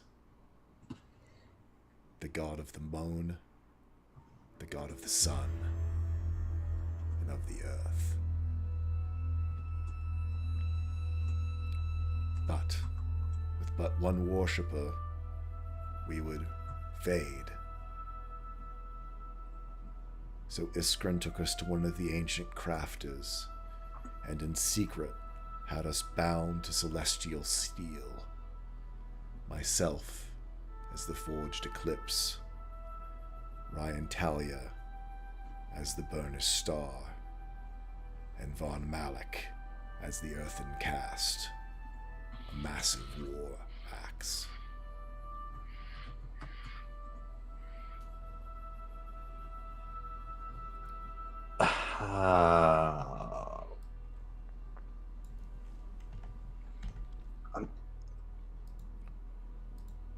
Von Malik. It's in chat. Thank you. Thank you.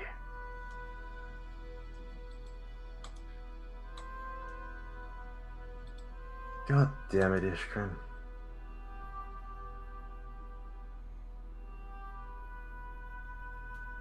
I take it the sphere was... the sphere was obviously destroyed, wasn't it? Yes.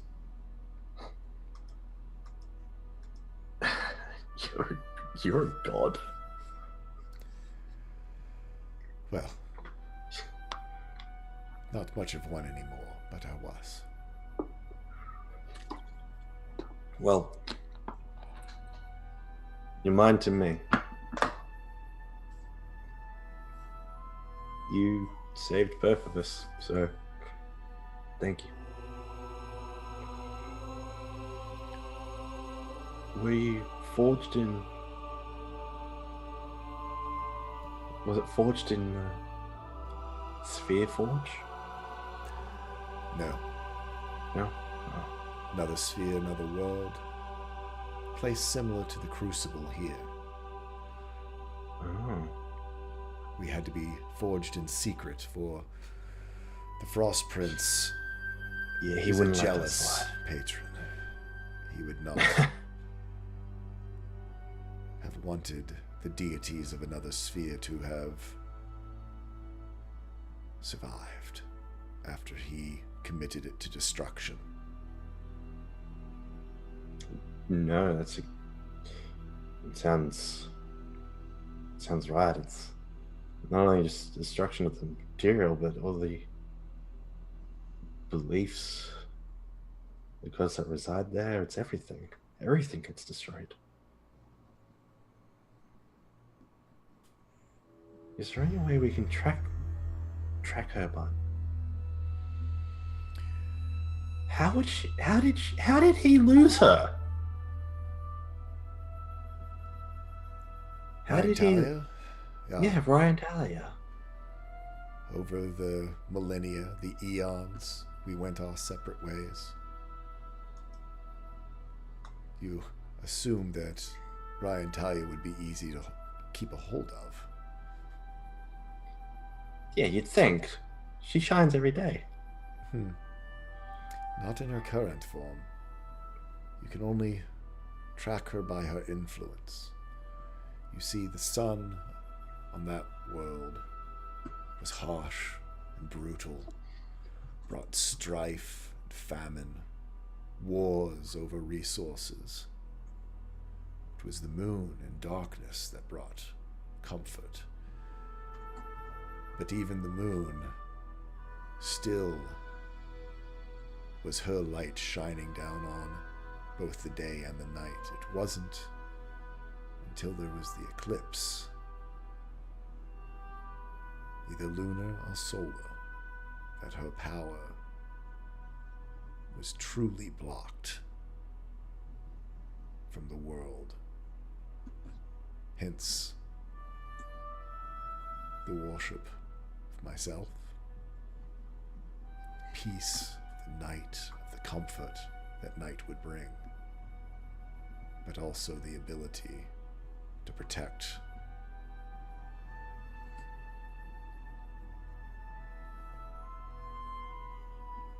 Which was that dark, shadowy field, wasn't it? Part of it. Thank you. To find her again, we follow her influence. Strife, war, conflict. She will need time to rebuild. But never fear, she will.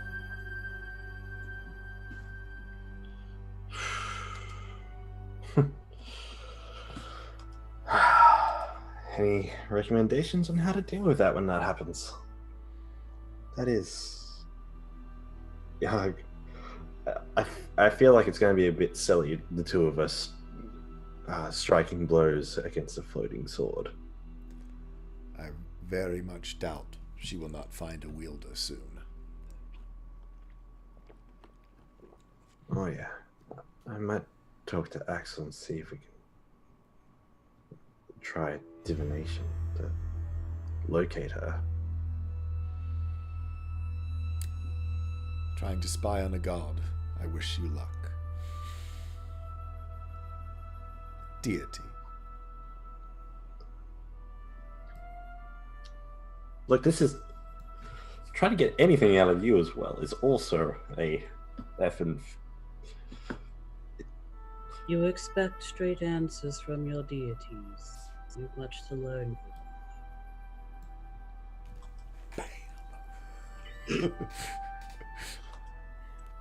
Okay, yeah, no, yeah.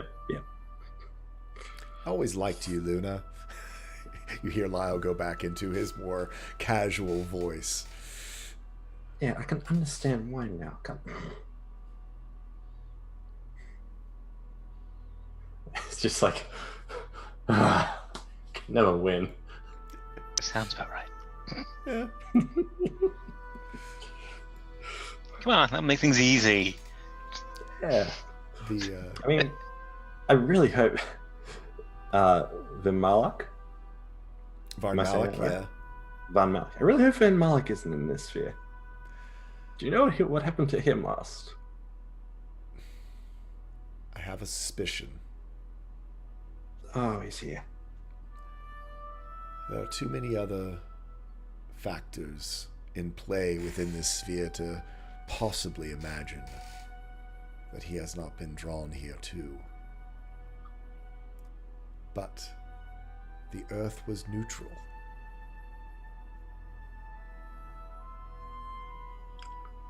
Okay. Yeah. Okay.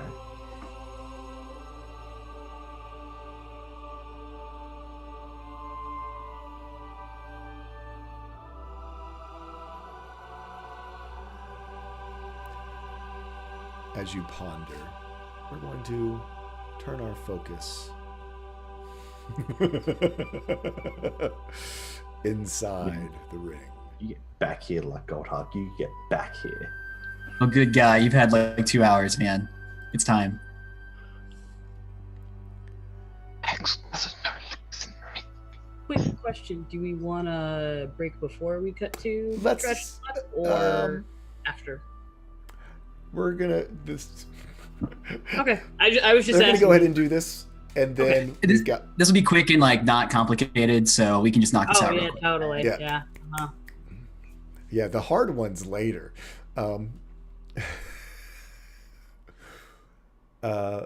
Luck.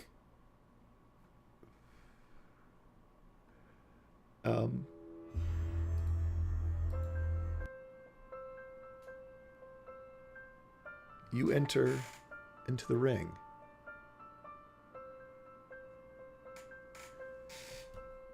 It is a sun-dappled afternoon. You are in a familiar garden. It's Faith's garden. Outside the back of your house, you're in Elevation Pit. It is spring. Sun beams down through the trees, motes floating in the beams of sunlight.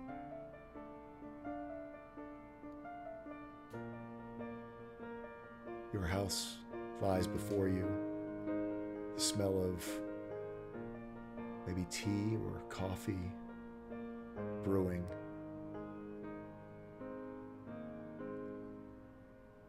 You know you're in the ring. You don't feel disoriented. But this is what the ring has conjured for you this time, instead of some of the horrors it has in the past.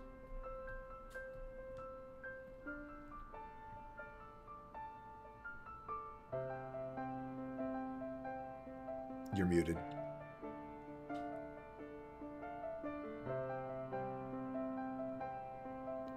Nope, there we go. Fixed it now.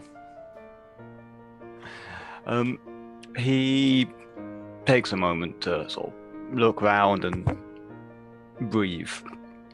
Sort of pats his body where it's probably still aching, and just looks at the house. It was a very quaint, small house. Again, it would struggle to fit the amount of people he said who lived there, which was himself, his wife, and 3 children. But it was still his. There, he walks in and is sort of instantly greeted with that fireplace that seems to always be roaring.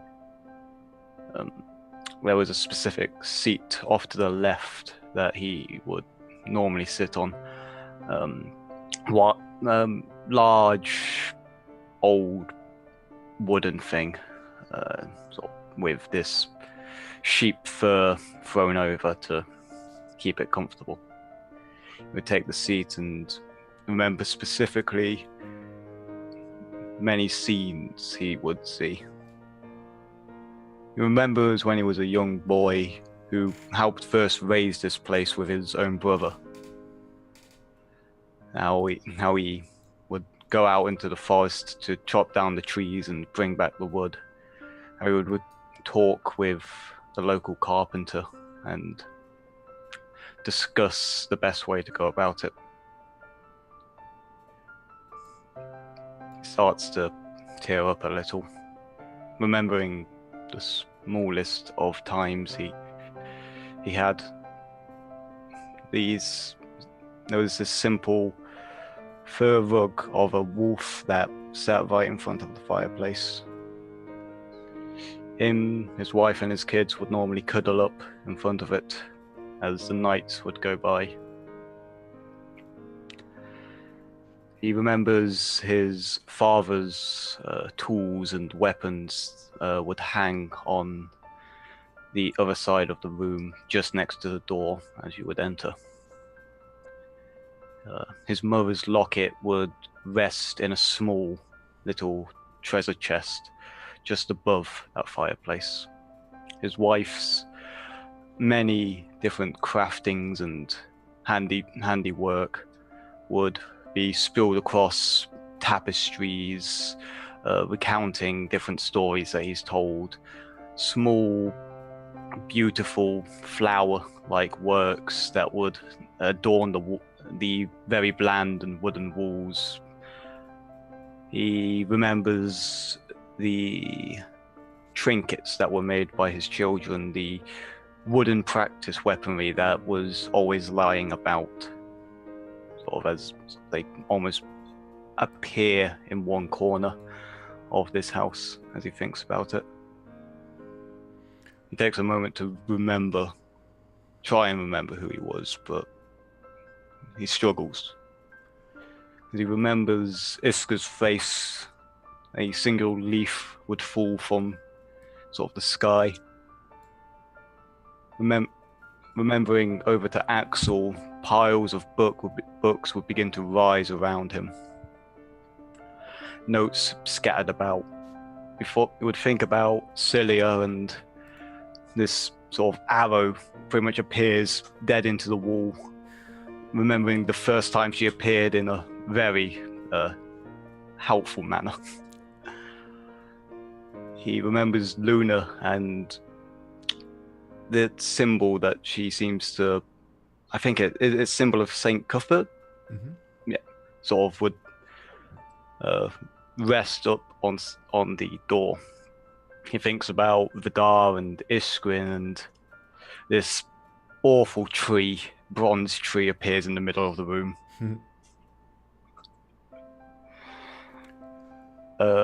He thinks about Cal and sort of all this greenery grows. And he thinks about everyone else he's met on the trip as well. All the way from the Dwarven Paladin.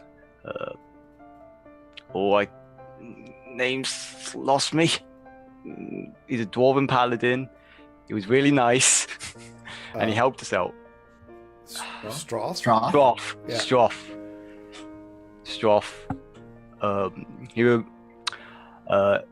He remembers all the way back at Sojourn's Crossing, the small tea house, Terrence. Terrence. Marge? Marge, yep, who flirted with you relentlessly at the magic shop. He remembers Harold as well. Sort of just going by everyone he's met. And as you go through your memories, little pieces, almost like the house is filling like a souvenir bin. And as you look around, you were so caught in your memories, you overlooked one piece. The dining room table is only set with 4 chairs, not 5.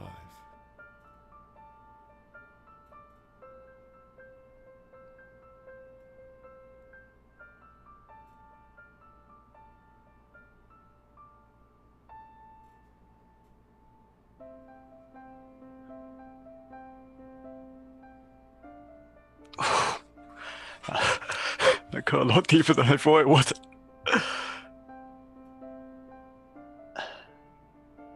Sort of sighs as he moves one of the chairs back to sit down on it. You sit down at your spot and you look around, and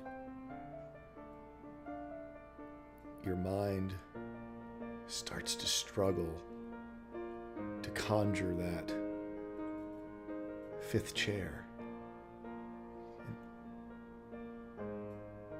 I need you to roll me a sanity check.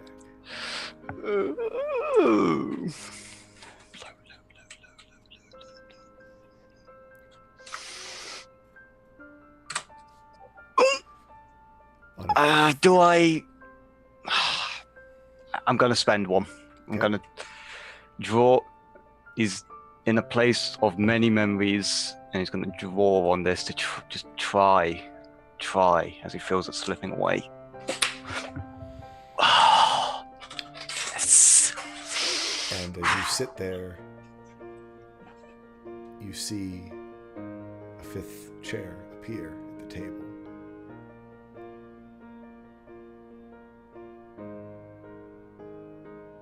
And there's this comfort that comes with it. A incredible peace that happens as that 5th chair appears at your table. An amazing comfort in your shoulders, probably for the first time in months. Relax. And as you sit there in your chair, the one that you know so well, you nod off and fall asleep peacefully among the memories of Luck Goldheart, and get your long nights, your long rest. And that is where we'll take our break for today. I'm going to turn you all over. Are you okay, Luna, to go through charity stuff? I will turn you over to Energy9, who's going to take you through a little bit about our channel and about our charities that we're supporting this month. And we will be right back in just a few minutes with the next part of our story. Right. Hello, everybody. If you've been here before, welcome back. If this is your first time here, welcome. This channel is run 100% for charity, where the charities change roughly every 2 months. This month's charity being Mental Health America, an organization dedicated to helping those living with mental illnesses. There are lots of great resources available on the website itself. If you would like to check all those out, please click on the purple letters in the description below. It'll take you directly there. If you would like to donate to that charity through our channel, please click on the banner above that and pick whatever amount you would like to donate. For any amount at all, you can add to our spell bank. At every $100 increment, we get a higher level spell. There's stuff like D10 healing dice, an advantage, a D12 bardic inspiration, a luck dice. They can take, you can just reroll anything you want, like a healing or damage or an attack or a save, not death saving throws. You can do a random potion from the party punch bowl or donate an action surge to the player. But please do not feel pressure to donate if you do not wish to for any reason. Go ahead. You can go ahead and share us on social media like Facebook and Twitter. Otherwise, we hope you continue to enjoy the show. All right, we do not have a good guy pie. So, while so few people here. But we got time to fill, so we'll go ahead and do everybody's favorite segment, Pun of the Week. Suffering. It's pure. Oh, there's good guy. Never mind. We can. Yeah, delay that. they're all coming back. They're called by the We can delay that. Well, now we can do the recommendation this week first instead. called by the pun. There we go. Good guy. Do you have a recommendation for us this week? I sure do. There we go.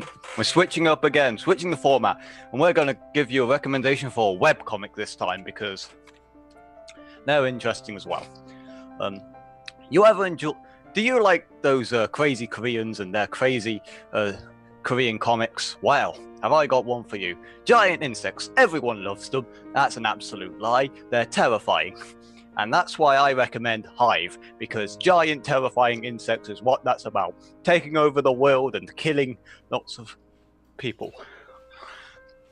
It's not fun, but it's a great read because it's just one of those ones where you really get to like the characters and then they kill them off. Because what would a post-apocalyptic series be without some good old killing off your favorite characters? So you watched it, you follow this lovely, dovely businessman who's going about his day normally. Then a giant insects come into his life, and he becomes a grizzled badass. As a bunch of people die around him, and it gets weird. And like, if you like seeing giant insects, it gets very creative with sort of how it works, and takes quite a lot of inspiration from actual insect behaviors. They just apply it to humans. So using bodies as a place to grow your babies is a thing. Enjoy. So it sounds like if you've got the reading bug, you should take a bite out of Hive. I knew I should have stayed away longer. Oh, that's not the pun of the week, though. Oh, I know it's not. That's Speaking of which, yeah. it is now time for Pun of the Week. For real this time. Why don't skeletons go trick-or-treating? Because they have no body to go with. I saw it. I can see it. It's an out of season. Not only is it an out of season pun, it's the most predictable of those puns. You cruel woman. Why would you do this? Because I enjoy your pain. Why? We're all just skeletons wearing flesh and blood. No, we're all just very biological mechs controlled by a mushy brain thing. That would be awesome, and I wish that was true. It is. We're No like Rocket Power Punch, no mechs. I'm sorry, you got Rocket Power Punch or bust. You have a bone to pick with that one night spell, do you? That's fine. That's acceptable. That's acceptable. I sure am up for a good ribbing, New Titans. Oh, I love our chat. I love them so much. Ribbing. Bird, you didn't even hear what the pun was, Bird. You don't even know. You could feel it. You I can feel it in my bones. Ah. Gotcha. Good night. He's done. Okay. Moving on. Moving on. We will return, having left Luck and Axel, we will return back to the outside as the 6 hours have pretty much passed.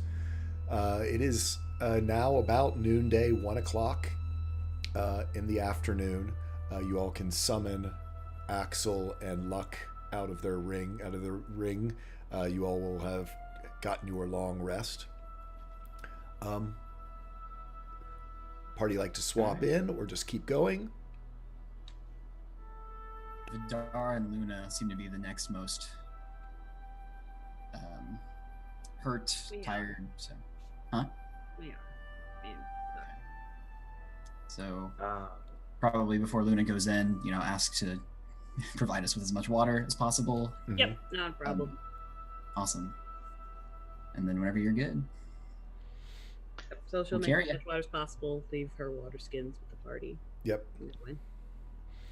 So yeah, Luna, you are able to go in to the ring, and as you step in, describe to us what your inside of the ring is. Normally, it would basically just be a giant thing of endless water. Mhm. But this time, now things have calmed down a bit. It looks like the room where everything happened before everything happened, and she was dancing with Dustin. Looks like that. Nice. And yeah, the Iska is singing in the dress that you made. She sings all the right songs to dance to, and Dustin and you finish the evening you didn't quite get to have in its entirety.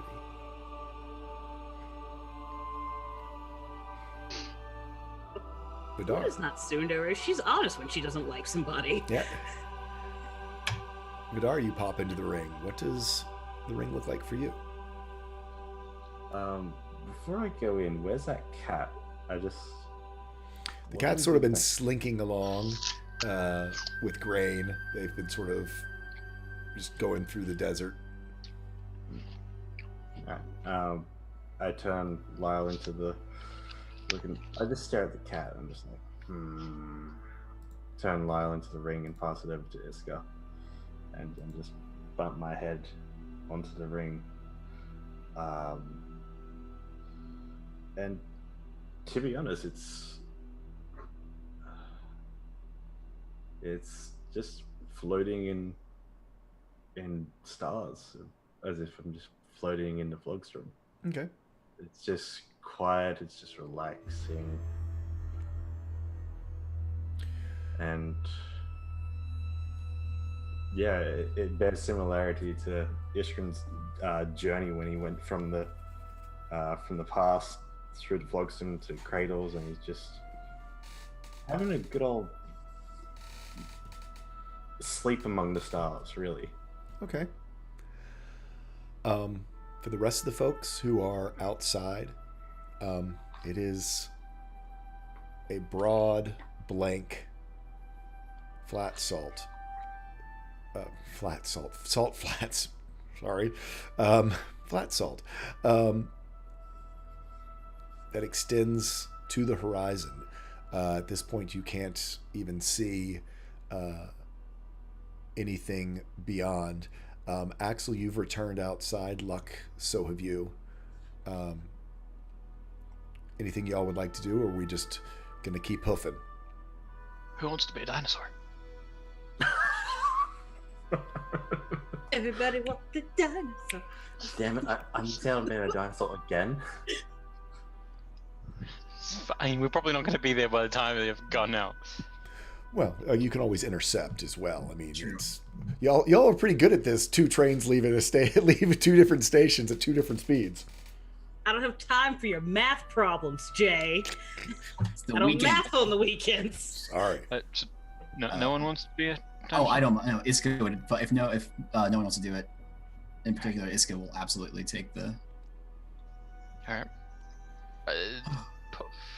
Wonder polymorph, giant Spinosaurus. So, Iska, you feel your form begin to expand and get larger as from the Wand of Polymorph, you become this giant. Let me get up this music again.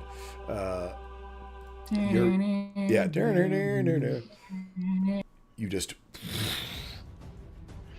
explode out into this form of a Spinosaurus, sort of lean over as people can mount up on you, take a wider stance. Describe to me how Iska does this. I think it takes a second, because as soon as she is in this giant dino form, like, she watched Kel transform so many times and was always so fascinated with it, and now it's happening to her. And so they see just this big Spinosaurus that kind of like looks at its hands before like whipping its tail around to look at that, and then back the other way, and then just kind of like rolling over like a dog like finding itself. And she's just like into this thing and trying to explore every like facet of it. I think completely lost to the rest of the party for a moment before like being like on her back and feeling everything, and then like looking at them like, oh right. And so rolling back over in a crouch and dropping that tail down for a nice little Flintstones ramp. Okay. So as she does this, you guys can mount up on top of Iska and Begin dinosaur dragon striding. And begin dinosaur dragon striding across the salt flat. Could that be the title of this episode? Dinosaur Dragon Striding? Dinosaur Dragon Striding. And I love my sound effect. Dragonsaur. So, with a giant roar, you guys start making it away across at close to it's about 11 miles per hour that you guys start going. How many charges did you get back? I hope Astra still thinks I'm pretty while we wait for Templar to finish Is chewing. that the 3 that I see up there? So he had 2. He got back. He has 4 charges left. Okay, so 4 charges left. So I'm assuming for the next 4 hours, Iska, you as you get past the first hour charging along, as we did before, it is a little bit tough, so you need to do me a Constitution saving throw. You can inspire yourself on these. Then I'll do that. So Firing roars. Use that Dino Pride. oof, and then there's that. So 23 total. On a 23, tell me how much Iska's enjoying this. It's it might be a bumpier ride than before, because when it was Cilia and Luck, it was probably head down, get there as quick as possible, gotta beat Bati, and the Iskasaurus is very much kind of like occasionally skipping a little bit to the left and right, or like still like just getting down, like shimmy, like just really enjoying every single aspect of this thing, and occasionally just like making a hard turn just to see if she can do it and still maintain. She's having a ball with this. Yeah. Are you drifting the dinosaur?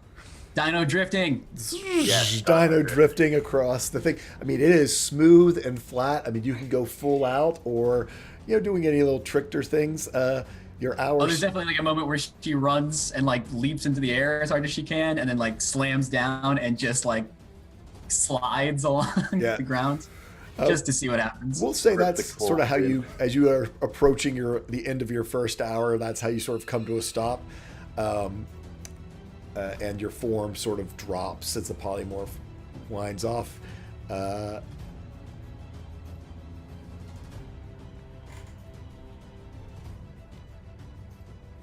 You look like you're having a good time. You want to go again? It's Yes, I would love to go again, tiring. please. Do you want me to stop every hour, or I can renew it before it runs out? Let's just keep going. All right. I could Yep. do this literally all day. You guys good You guys good? It's a little bumpy, but you know what? It's okay. We're not falling off yet, so it's all good. I'll take a look every once in a while, just to make sure. Yeah. Don't forget it. All right, and one more charge of polymorph. So back into Spinosaurus form, this giant sort of blue, basically a blue dinosaur with orange racing stripes when you get right down to it, with the giant spines up the top. as this adolescent Spinosaurus again lets out a roar. And I'll have you go ahead and make your next Constitution saving throw. And again, you can be inspired by this experience.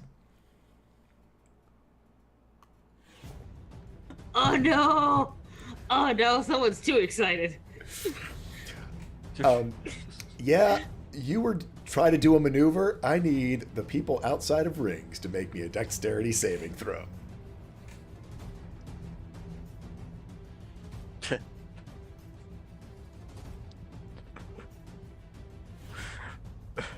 I'm just waiting for us all to do a front flip and land on our feet. So yeah, the three of you who are on top all hold on, but Iska, what trick did you try to do, Iska?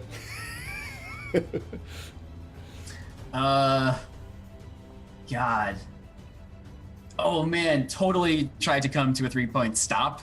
So just like running and then like hero jumping landing? in the air and spinning behind and trying to like slide backwards for a second to see if she could just change direction. Yeah, trying to do the big 3-point skid stop to do a 180. Yeah, you stopped. The rest of the party kind of went from around your neck sort of down to your tail. None of them fell off, but it was like, whoosh, and at the last second, you kind of brought your tail to kind of catch them. Somewhat of it in the nat one, you would not have been able to assist. But yeah, and then spin and head off in the right direction again. Okay, I think she's gonna tone it down a little bit now. I think there's a moment of like the party and her exchanging glances, just like, oh, okay, yeah, no, you're right. I think I've had my fun. And you've got yeah, another I think another three. So do me 3 more Constitution checks. Let's see how the end of this trip goes.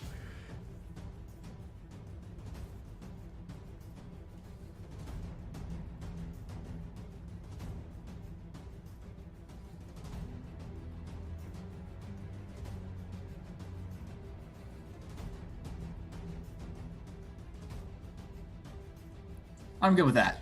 Yeah, got a little shaky there in the middle, but yeah, you as soon as you sort of got your stride and sort of figured out how to just sort of keep pace and keep going, you keep running until it's the sun begins to set basically, and it's nice. It is about it's time to. It's been a long day travel, and it would be time for you guys to settle in. The two in the rings are about an hour from coming out, but I mean, everyone's probably starting to feel peckish. It was been a long day. You had a big fight this morning. Sun's beginning to drop. What do you guys want to do? Thank goodness the wand didn't disintegrate. Oh, right, you used the last charge. Yeah. It's like, oh wait, we used the last chat. Oh crap, I forgot to mention that. Yeah. But we good. Right. What is there in the way? Do we have any idea? Can we see the plateau? You guys, let's see. You've gone about 50. You've gone right about 50, almost 60 miles. It's way off in the distance. I mean, it's just barely a little, just a little bit of a bump up on the horizon as the sun's going down. You might be see the little bit of shimmering of lights of where Falcon's Crest would be as Thursday evening is now upon you. We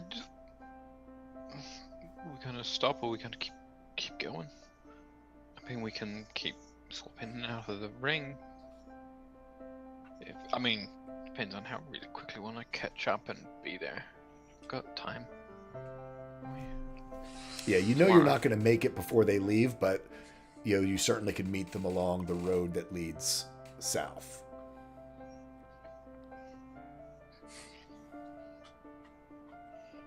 How are we feeling? Do we want to set up camp and get an actual night of sleep, or do you guys want to push forward? We've been running roughshod here for a second. I mean, how is everyone? break would probably be nice. Then let's take one. Sit down. Cooked food. I think we can do cooked food today. Yep. So you guys begin to make camp as sun begins to set once again over the salt flats. Luck, you can certainly do your magic with rations and the things that you have. And the salt that we have. Plenty of salt. We've got plenty of salt to season with. That's for darn sure. And there's a warm campfire. The party is together. And the sun is beginning to set. The sky turning pink and orange.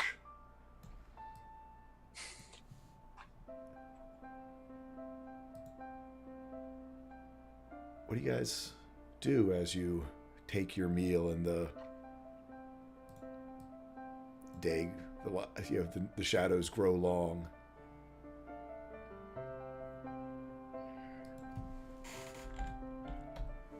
Vidar lays out his coat once he's been brought out of the ring and uses it just as a sitting area. It's just so, doesn't, people don't get cover their butts in salt. As they're taking this rest.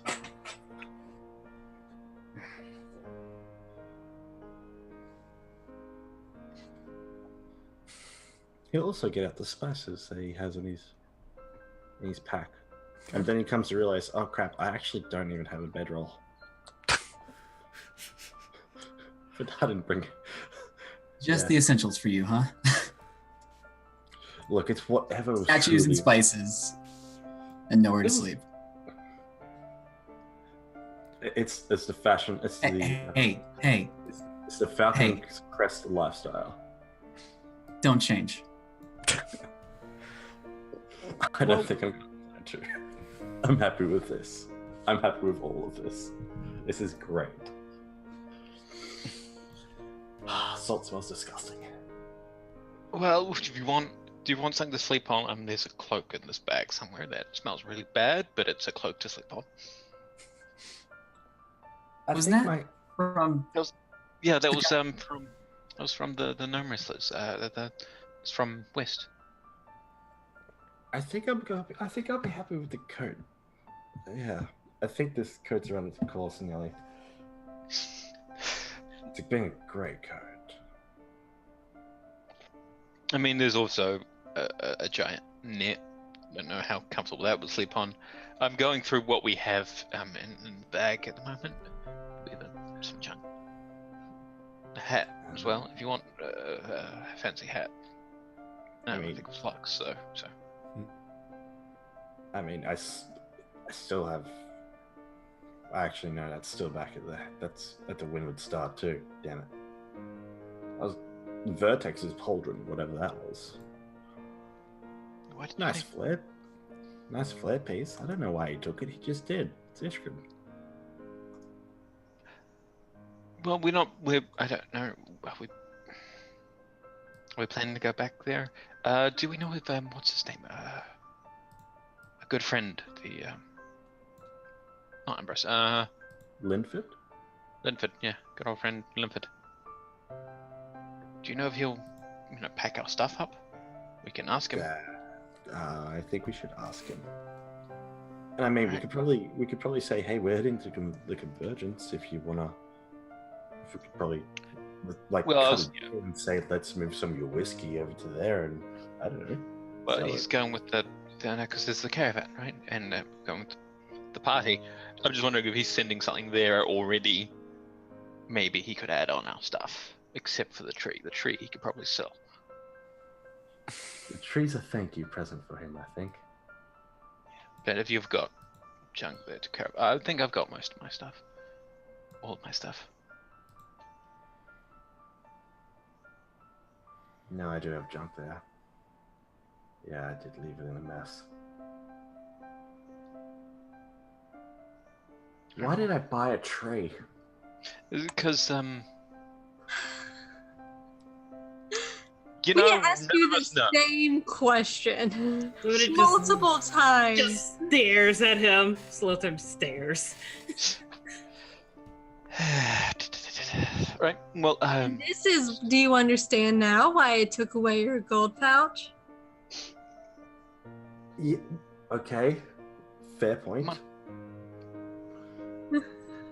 I guess I won't be buying a tree anytime soon. No. I'll buy a tree in the future when we're not running around so much.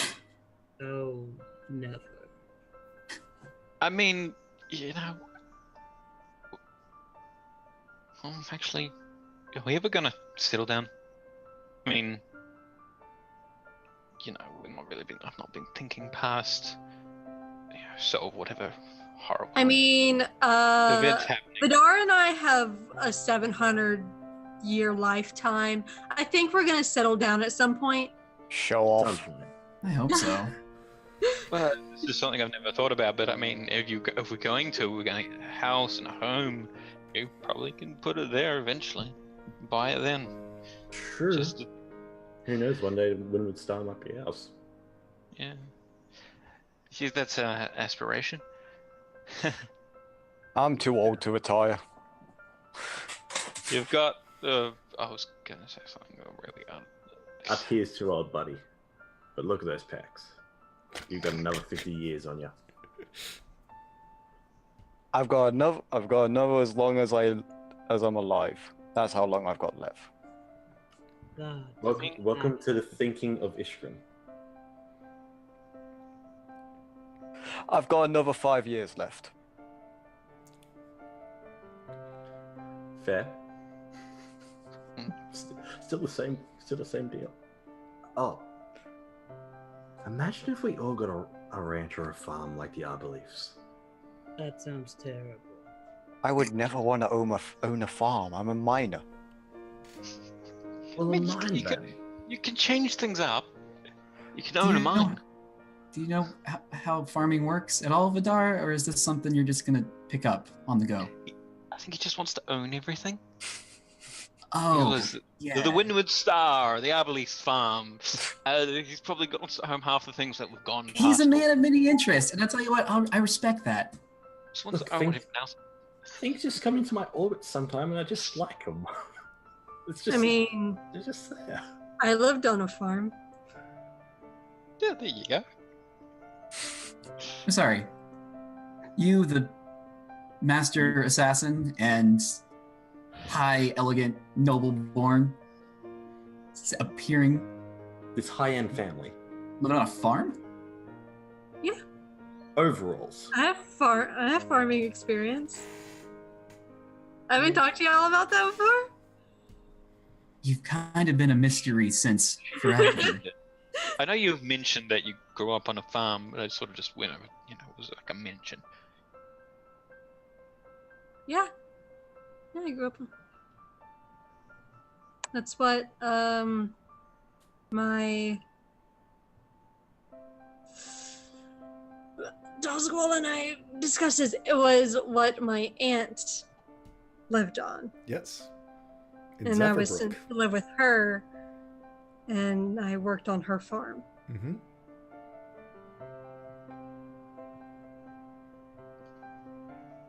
I mean, That's where my sister and I were sent. Yep, Zephyrbrook. Over in Zephyr. Yeah. And that's where you chopped her nose off, right? That's where I chopped the mayor's nose off. Yes. The mayor's son's nose off. Yeah, I was a good look at her. It's like, wait a minute, this has gotten worse. The mayor's No, son. yeah. Wanted Yeah. to make sure the family resemblance held, clearly. Priorities. True story. happened to a friend of mine. Well, if you two are having a farm, what's everyone else sort of plan for the future? Survival. What if you survive? But where? Where would your dream place to survive be, Luna? We've seen a lot of this world. Any of it appeal to you, or somewhere else, somewhere different? Luna looks a bit uncomfortable at that question.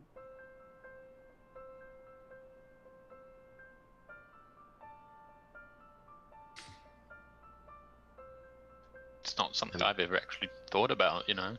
It was a home, I left to wander the world, and then I got caught up in all this, and I never really thought about maybe I'll go back to wandering or something. But it seems a bit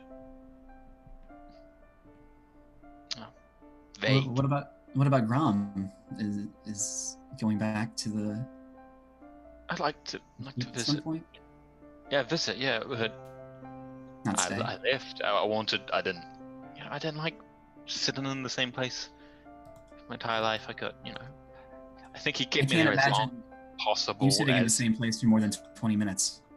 I've done that. I have done that. It's just no. I don't know what you're talking about. It's You do much better of a sweeper than Ishrin, to be honest. it's don't. Yeah, annihilating worlds. I'm not. Okay, not that part. Not my cup of tea. No. But no, traveling the what was it, the Foggerstrom? How Yeah. would one do that? I mean, other than like, how would, if you're not, you know, a sweeper? How do you know how that would happen? How it would work? Can I scan Ishrin's memories for that? No. Denied. No, but- that's literally the conclusion that comes to as he ponders for a second, and just like shrugs and throws you the astrosphere. That, I guess, the right time. I might take a Maybe. look. Go for it. I truly have a basic understanding of it still. I might. So just gives it back instead of throwing it around. Might take it. You know, it's an idea. I mean, not at the moment. This, you know, priorities. Yeah. But Safer environment. something I didn't consider, and now I'm considering it. It sounds more and more attractive. And- Actually, quick question for Axel. Do you distribute out loot? The stuff you identified? I mean, I was going to. but Oh, we okay, had sorry, I a- didn't mean to jump. I didn't mean to jump you. I but yeah, literally he forgot about had it a until plan, just that second. but- So, Yeah, he had a plan to, but everyone was talking. Everyone was relaxing, so he didn't want to say, "All right, well, let's hand out loot now." okay, sorry. Just try to let people relax. No, So- it's good. It's good. It's good. And Iska, are you planning to, you know, when this is all over, if this is all over, you're planning on traveling and performing some more? Yeah, I haven't thought about what comes next for so Hey. long. I think you should think about settling down with your boy toy. Imagine all the cute days. Beat red. I mean, it's a big. I mean, it's a big venue. I think, unless, yeah. that could be. That's something I thought. I don't know. I want to go see my mom again. Make sure she's okay. But But Luna's God. right here. Ooh, man. Also, Celia, I've never seen Luna so uncomfortable by a question. It's good. No, it's directed to us. I don't know what's going on right now. Me neither. Luck. What? Will you ever go back to Elevation Pit? I can't. We've already established this. But why? Because it's against tradition. It's also, which so is am tradition I. because of Also, it's really dangerous for me to be in most civilized areas. Luck, not to make this self-centered, but I just untied a man's connection to the tapestry of fate. If you want to change something, I'll move the world to do it for you. Or at least try to. There was the story about that. What was it? I mean, they said he was a madman, right? The one who potentially at least, survived the curse that you're dealing with. Wasn't he out here and somewhere? Him? Was it? No, that was another man. No.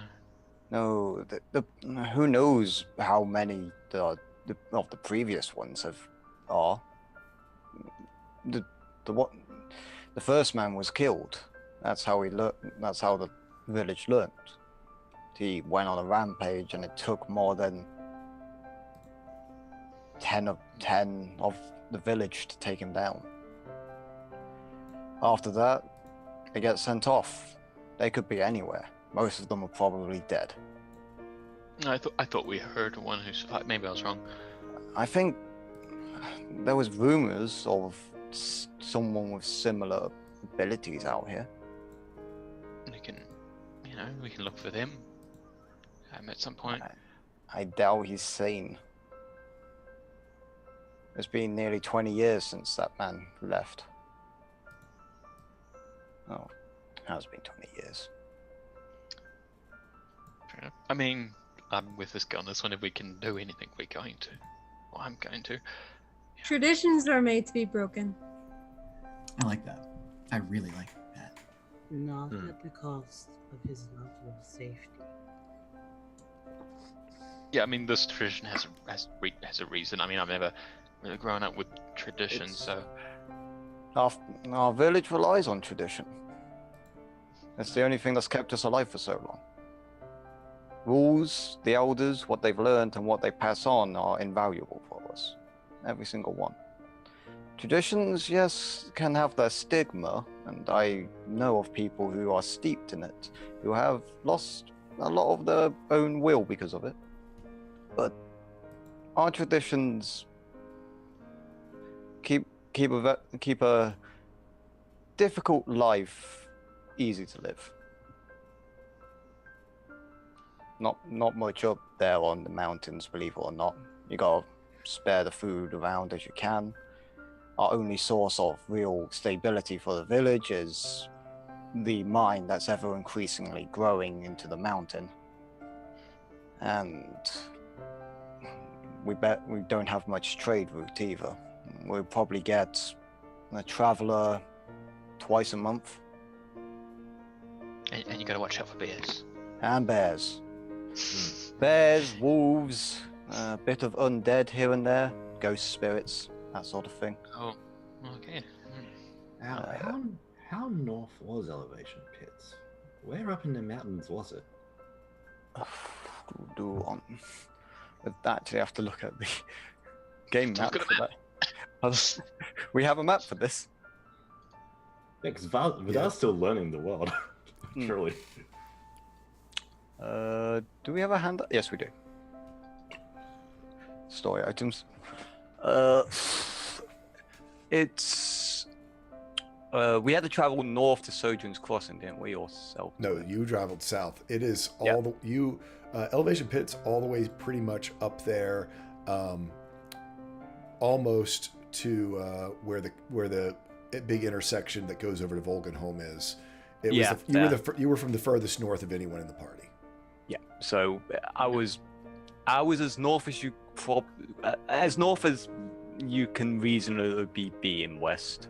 Yeah, and before you get into dwarf territory, which is Anvilstone Peninsula. Yeah, so it's literally edge of dwarf territory. Probably it's again very out of the way for human territory. Ah. You see, and he points to the mountains just above Balathera. He goes, well, Ishkan landed here, made its way down into like the forest out here. Right. And there was a unicorn there. So I haven't seen any of those. taught me common. Well, taught Ishkan common. Very strange experience learning common from telepathy. Interesting. Wait, so you were the forest north of Sojourn's Crossing? Yeah, Balathera. Okay, good. I mean, it's a lot of forest, but that is where I grew up. I didn't go very far. Balathera is where I trained. Okay.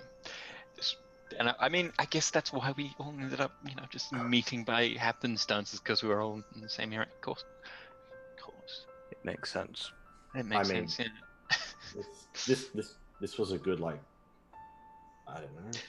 That's true. You were. This is like Yeah, 7 Iskren years was- ago. Yeah. Iskren. Yeah. Explains. So, I mean, wait, no one was alive back then. Luck. No. Well, Well, He was. yeah, he no, was. not He when was you first 40. He arrived. wasn't Not when you 70. first arrived. When No, Iskren look- first arrived, no. No, Luke was mid 40s, so yeah. Yeah. Mid- Oh yeah. Mid 40s, mid late 40s. Yeah. He was pushing 50. Yes. And now he's 22. Nice meeting too. Yeah, life works. Funny that. D&D. Wait, is he? So, as you guys are talking, I'm just saying the sun's starting to get down towards the horizon. Sort of an orange, deep glow. Shadows are getting longer. It's not sort of the ground is dark. The sky is still light and orange, and the campfire, is this sort of warming sphere of kind of romantic light here on the Salt Flats. Axel, can you get a message to our benefactor in Falcon's Crest? Yeah, we can. Just so he knows we will be meeting him on the road as opposed to in the city.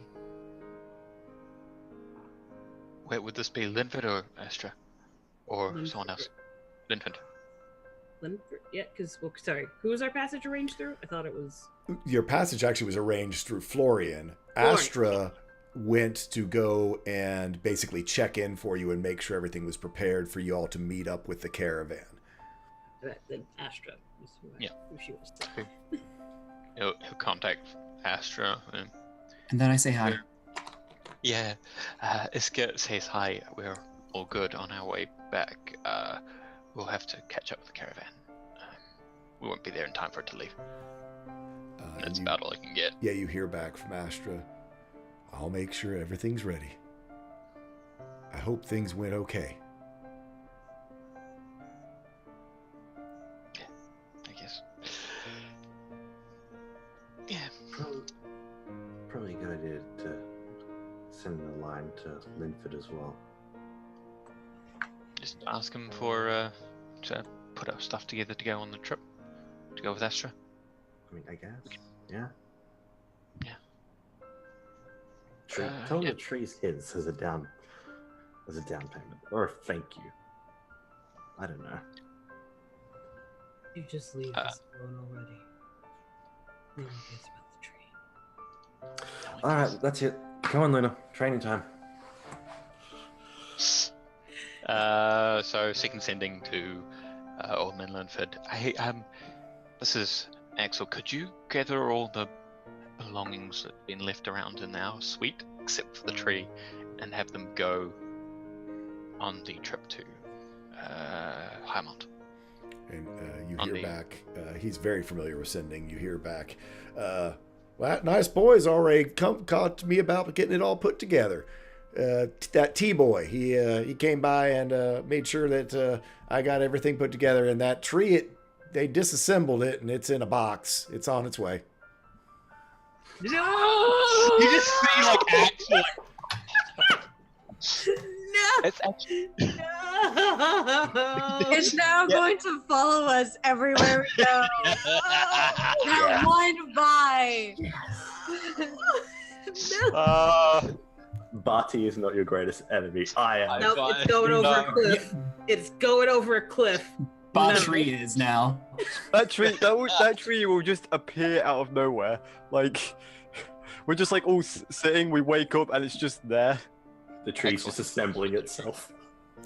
I have Axel as a use. We have one tree already. No, Hey. one tree per party. So yeah, Astra got it all together. They're shipping the tree in a box. Oh. Yeah. It's good. Yeah. So things are all sorted. Couple other things. It goes into the bag. So I did manage to identify all the items, and he sort of pulls them all out. The armor as well, and lays them out for everyone. Actually, he pulls out the cube and puts it to the side. He hasn't done anything with that, but he's going to fiddle with it tonight. So the ring, it makes you stronger, tougher. It's dodging, so you can do what Sylvia does. You know, really good for the dodging. Ring of Uncanny Dodge. This armor. The armor is well. It's got a couple of souls in it, of course. It was Barty's, but you can shape it to resist injury to fire, cold, pickaxe, and you can actually use it to knock away attacks. We saw him do that before as well. I think during that fight. This scabbard, whatever you call it, bladed. This is for Luna. All it really does is amplifies the necrotic effect of a weapon.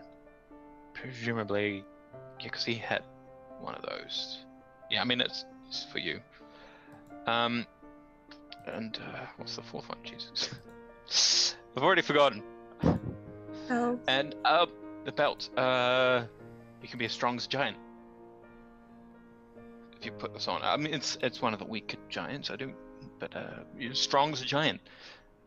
19 strength. 23. 23. Stone Giant's a 23. Stone Giant's like the second best one. Yep. Mm-hmm. Oh, wow.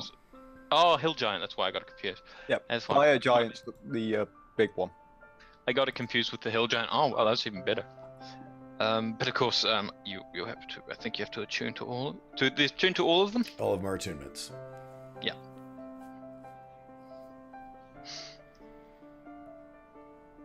So.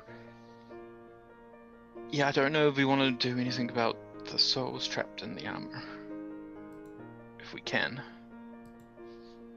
It was a turtle and a Octopus. What was it? Octopus, yeah. Whatever an octopus is. Alright, what was the last thing? Whatever an octopus is. No, the last piece was the giant, the stone giant belt of stone giant strength. Yep. Does Luna actually know what an octopus is? Luna would know what an octopus is Okay. because you used to visit the shore. There we go. So in that case, Luna would make a little ice figurine of an octopus as an example. That's weird. It's cool. I like it. Looks slimy. It's like a water spider. And I love it. It's like a water spider. Oh, this guy. That's a way of putting it, right? That's interesting. Yeah. Basically a precious bird. Yeah, but if anyone wants, one of these, to where I can probably, yeah. We can always hold it for later. I just figured, identified him. I could, let you know later. Right. Luna did take the guard from you, though. That was Yeah, I saw that. Okay. The rest, though. Yeah, do you go ahead and Yes. put it on the as you put it down on the Deathbloom thin blade, you see it sort of mold into the warp wood, and the warp wood all but grows around this as they become all but entwined in one, and you will find the new stats for the Deathbloom quick blade in your treasures. Get him, Luna. Get him, Luna. Sick. Like, I think that belt's all yours, buddy. You can get through a mountain in that. I guess it would be useful. So yeah, if you have an attunement slot, that will bring your strength up to 23 luck. Now, Jay, there's a very specific wording with one of my mutagens. And that's when it increases my strength, It also increases my maximum strength. I'll have to read it, but I bet they stack. Gosh. So It's that's like yeah, Office boy. it's I'll gonna have, to take a be look, I'll have to take a look at the exact rules as written, and we'll make a decision. yeah. just full on Samson. Yeah. That hair, man. That hair. So we settle down for the night then.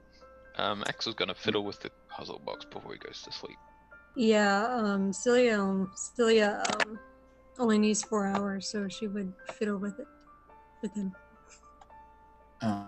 Sitting around the campfire and having, God, just a fun, easy conversation. Something we haven't done in so long. It's and with her mind completely clear now, and her spirit unhindered, her performance no longer tarnished by part of her soul missing.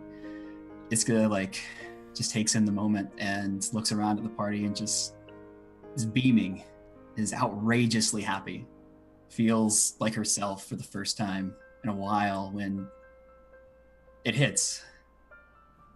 Inspiration, true inspiration. And she kind of says out loud, just like under her breath, "Oh my God, I've got something. I think I've got something." Mm-hmm. She hasn't written a new song since her soul was taken from her. And she thinks this is something good, something big. And she quickly grabs her bow and grabs the violin and just kind of nods her head along with the melody in her mind for a second. Yeah. And she starts to test out and play a new song. And you take your violin up to your chin and rest it, and close your eyes in this firelight. And all of you hearing her explanation, sort of your eyes turn toward Iska, and she sort of plunks out these first few notes and then draws her bow across in this first few bits of melody. You immediately start to feel it build, and then she comes to an abrupt stop.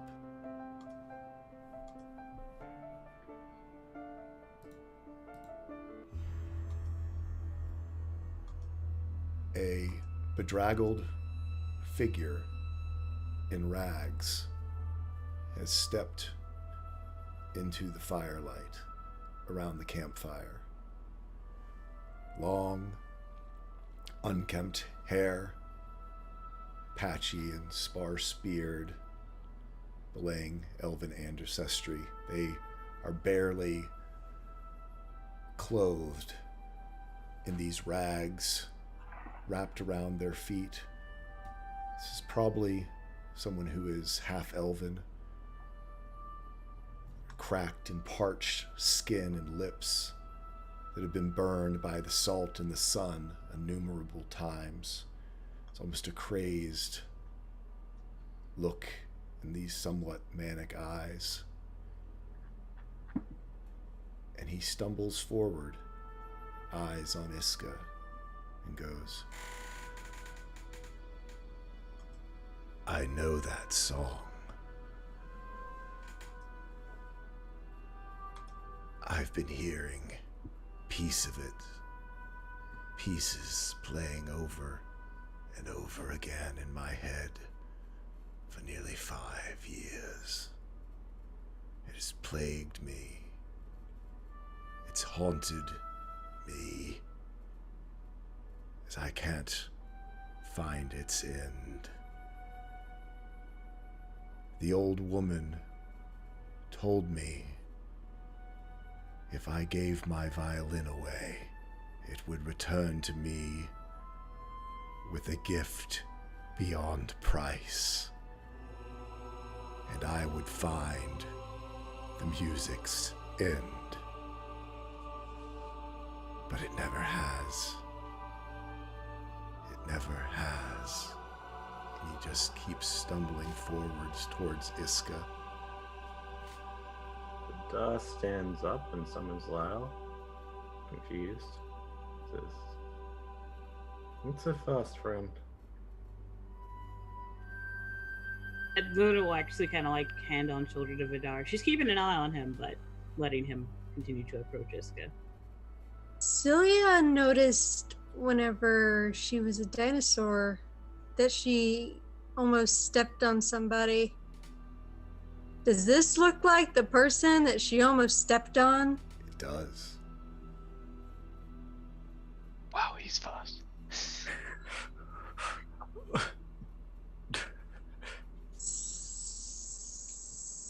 Celia raises an eyebrow and she says, I saw you yesterday.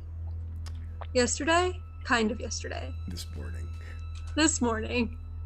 Do me a perception check as you look at this person. Ugh, what, 15? It's unmistakable in the eyes. This person's related to Iska. Celia looks to Iska, looks to the man, looks to Iska. She says, Iska, I think you need to talk to him. And Iska reflects on the words, giving up a violin, 5 years, the old woman, and barely able to eke it out. Just a hushed whisper. Dad?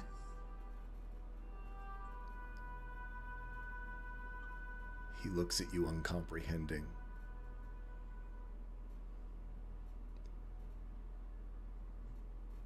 I have no daughter that I know of.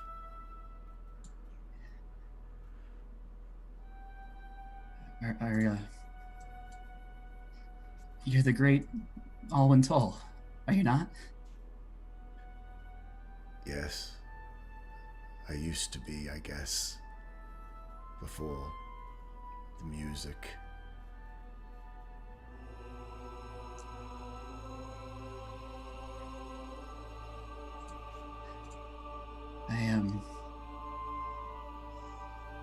She looks down at her items around her, and very slowly and hands trembling, reaches into her bag and pulls out the violin he gave up. As soon as you pull it out, he looks to it and he was just like, how? And his hand almost looks beyond his control, is just drawn towards the violin.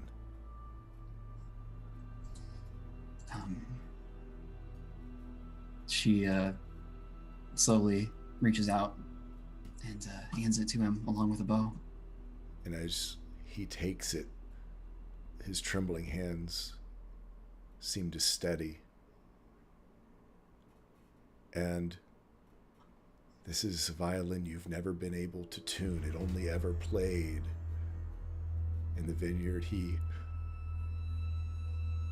puts it up to his neck and draws the bow, and the most beautiful, pure note you've ever heard emits from that violin, and it is a part of that song that you just heard and composed.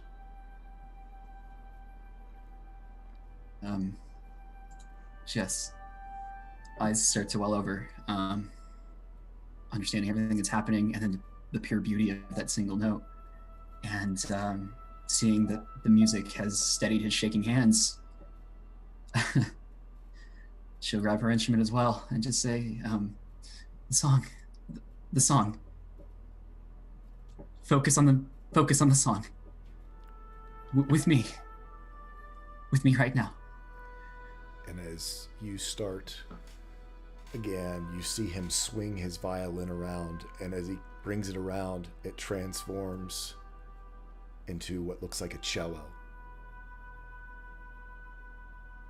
And as he begins to play, it is like the song that you've composed has an entire orchestra backing it up. And this is what you play.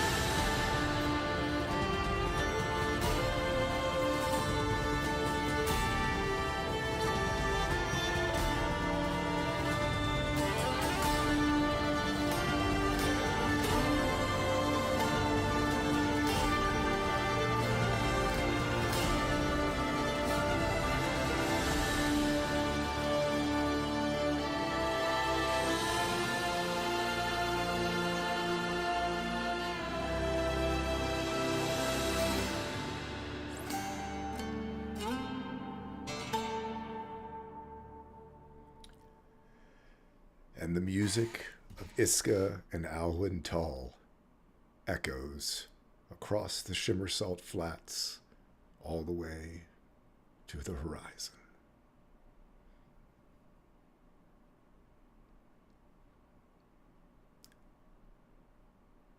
That is our new theme song cast, done by Colm McGinnis.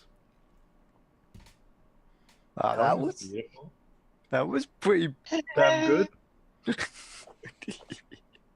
That's beautiful. That's incredible. As the last notes echo across, Alwyn looks to you.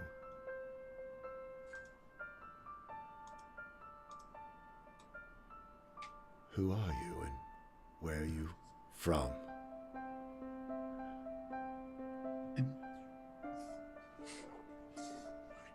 My name's Iska. From your High Mount, you traveled there about 21 years ago. You met a woman, my mom. Told her that you had to keep going, had to keep spreading your work.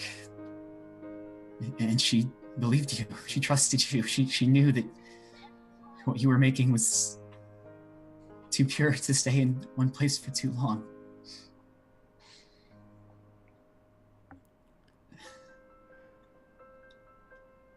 I didn't know what to believe growing up. I just kind of took it as is. But coming to Falcon's Crest and hearing your name, finding that, pointing to the violin in his hands. You're real.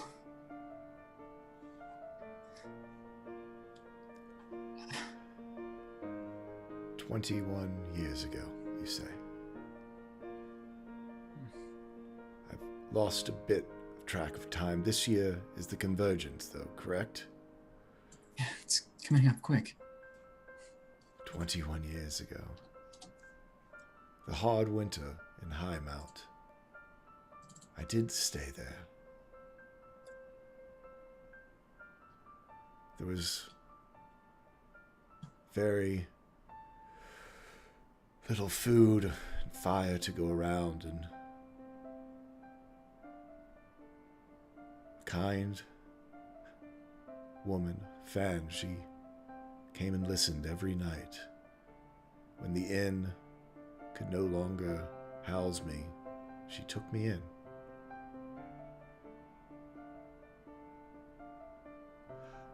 I never knew about you,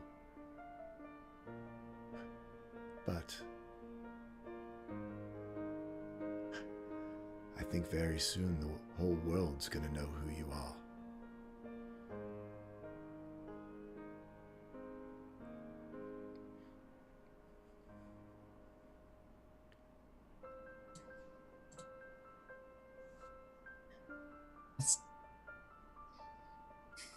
Just living up to the tall name. I think I'm the one who's going to have to live up to it soon. Iska Toll. May I hug my daughter? Just runs to him and embraces. He holds you for a long time.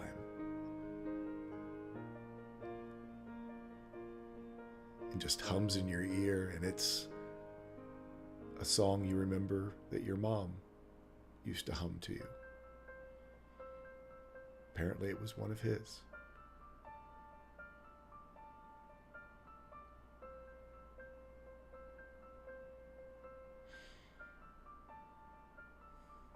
It's good to meet you, Iska.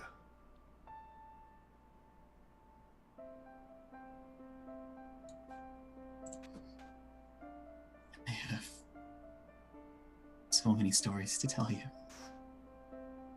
So many songs. I want to hear every one.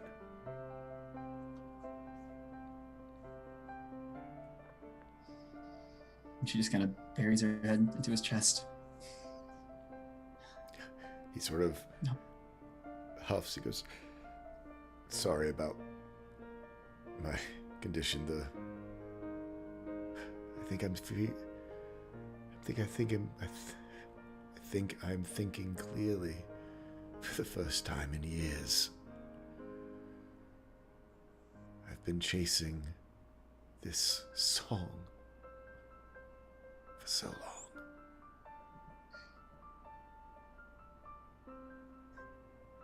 She kind of gives him a look up and down, him apologizing for his condition, and just kind of smiles and like, yeah, there's no way my manager would let me be caught in public like that. Terrible for the image. She kind of looks towards Luna. And say anything. he laughs. He goes, "So, a manager, you say? Look at you going places. Why are you out here in the middle of the desert, of the salt flats? And who are all these?" Seems almost just notice you all for the first time, looking around the fire, as his eyes were only on Iska before. These people, these are my family. This is my manager, but she's so much more than that. So much more than that. This is Luna. And over here, Celia, Vidar, Axel, Luck, Grain runs over to him, gives him the Grain seal of approval. Grain, this little guy here's Riley. Guys, this is my dad. When you say that, you see a tear go down his face. She was right. A gift beyond price.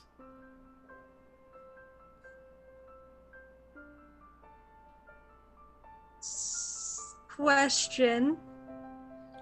Answer. So, why were you just laying face down in the sand this morning? Salt. Well, there was this giant dinosaur charging towards me, so I dove out of the way. Sorry about that. We were in a rush. That was. He looks to Iska. You do have some stories to tell. If you want to sit down, we have food. Do you have and any water or that smells awfully good? Luda just kind of slowly floats up a bubble of water to him. And it has like a little stream going from that to a water skin in case he needs more. yeah.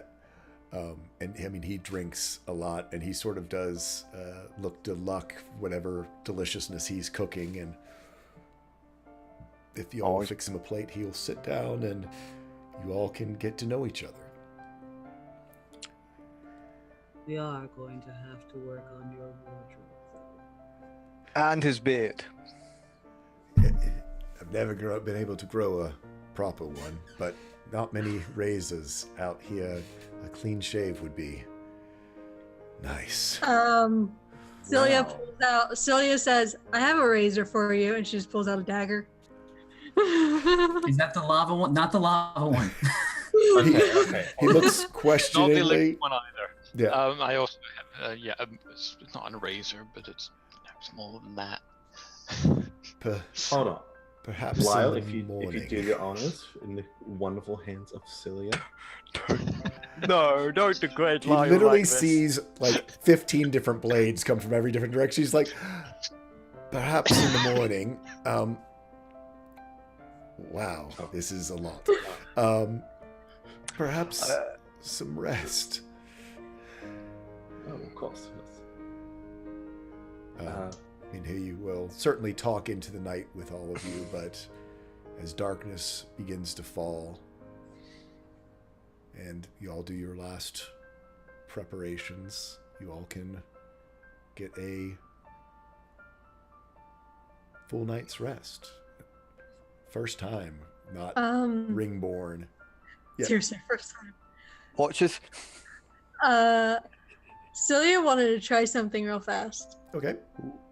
And she looks to Vidar and she says, grab Lyle, please. And she looks to Lad Jr. and she says, are you ready? What? He's like, he looks at her and goes, zit, zit. And Celia puts him, just tells him to get on her shoulder. And she looks to Vidar. She says, hit me. How hard? Hit me. Okay. Sure. Sure. Great. Fine. And I'm going to shift Lyle into the great sword form. And really... Oh no! Try again. Okay, I split the blades. Oops. They do this. This There is you fun. go. There you go, on the nat 20. They always crit each other. You guys Clearly. always How crit each you other. share love. It's like, oh, I'm sorry. It's a crit. I can't do it with a crit. We will say that you I've lost my you see you're trying to use his little shield. I assume you're trying to use his energy shield. Now, it's not like the shield spell, you know. Yeah. I know, but I'm trying. Yeah. So you see this shield come up and sort of shimmer over top of Celia, and while it does make her have some resistance to some, not those damage types, some damage types, it's not any of the ones that you hit her with. So. Seriously. Wait, are you throwing a giant magical sword that said, "What are you doing, it's good stuff"? It's hot. You can uncanny dodge in half the damage. I'm going to. Yeah. He said to hit you. Why'd you have to add the fire? I mean, I haven't secretly been harboring a hatred for a reason like this. Yeah, me with fire, but you know what? Yeah, we come in full circle.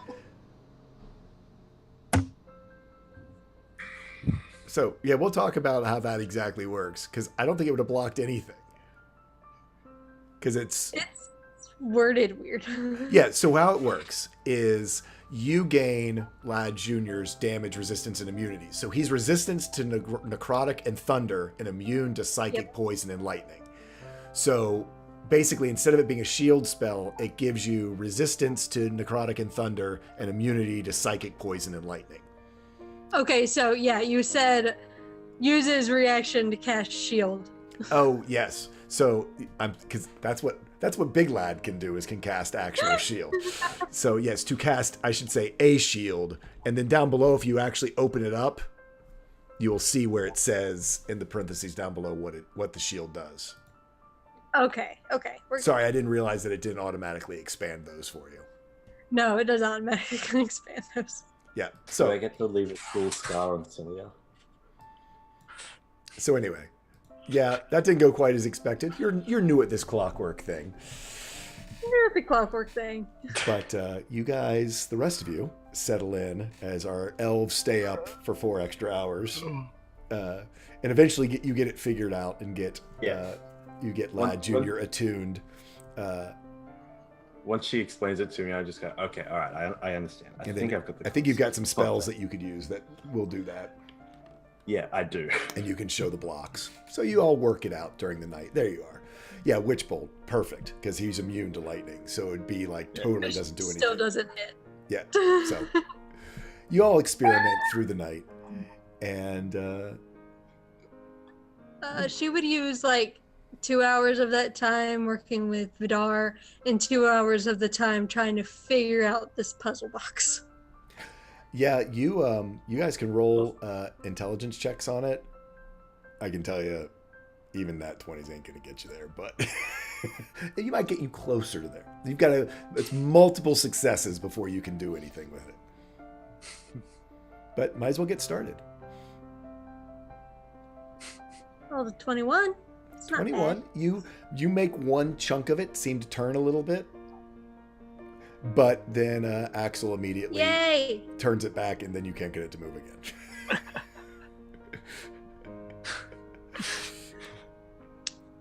Yeah, it's going to be one of those. Not all there. So, the night passes, and as the sun rises, Luna usually getting up first, the rest of you coming awake as Luck begins to work on breakfast, I assume. And Luck, you are stirring your pot and getting everything ready. Nice porridge, some nice spices in it. Axel, Vidar, bit of a headache this morning, Luck. That same pressure sort of behind your eyes seems to have built through the night as you're recovering from having been beaten quite handily. And as all of you stand there, there is this loud, sickening, wet crack that echoes through the camp. Oh no, luck. Oh no.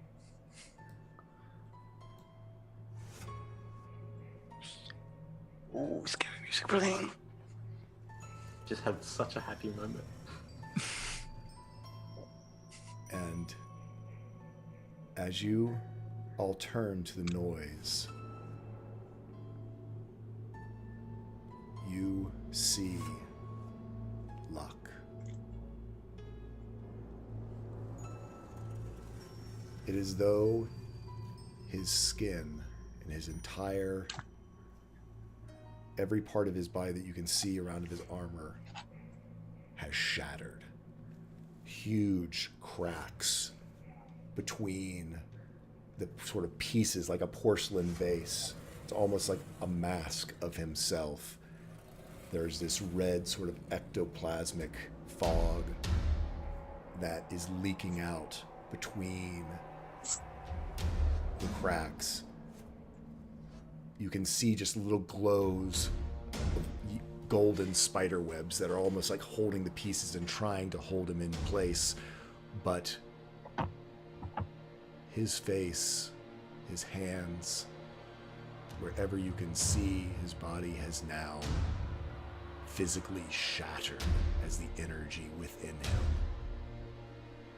begins to break out. Luck, I need you to make a sanity check as you look down at your hands. On an 18, you begin to panic as you see this happen to him. Your mind is actually clear.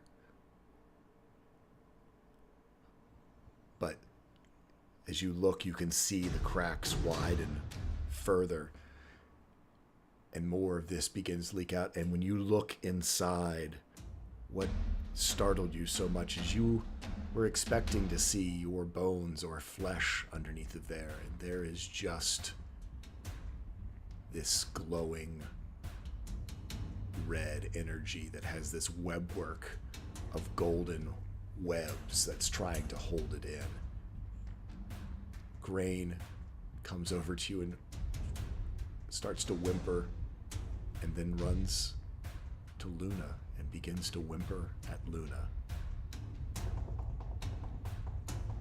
Luna is seeing that is actually she's gonna do two things. She's gonna kind of like clutch her symbol, and then she's also gonna reach for the feather that the hero gave us.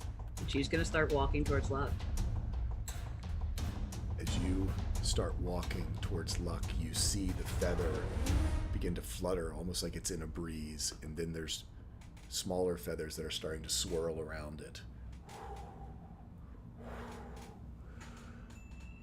Alwyn looks to Iska. What's going on? Stay back. I don't know what's about to happen. There's a caravan traveling towards Highmount. Join it if you can. I'll find you again. I promise I'll explain everything. And she will motion him to step further and further away from the party. He steps back. He's never seen anything like this. And as the feathers swirl, get wider and wider, encompassing everyone, until it is a tornado spinning around all of you. Try to reach out and grab the cat. Yep, the cat seems to be in it. Riley is in it. Grain is in it. God damn it, kitty. And as this all swings around you, the salt flats begin to disappear. And you all are in darkness for a moment.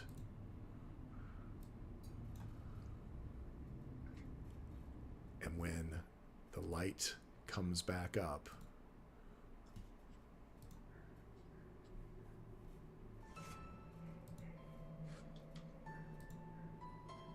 you find yourself someplace entirely different.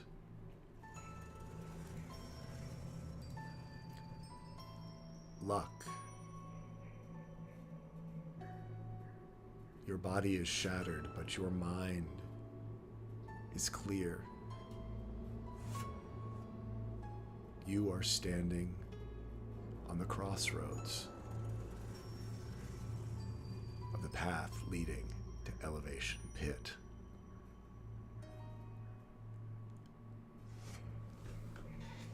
It's about a 2 days walk right up that pathway, and it will take you home.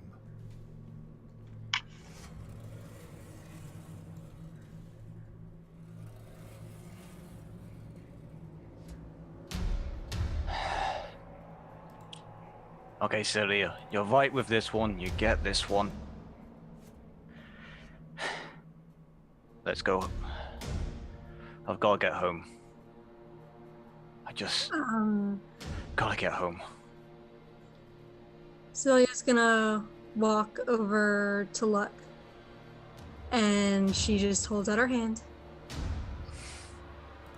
Okay. Take it.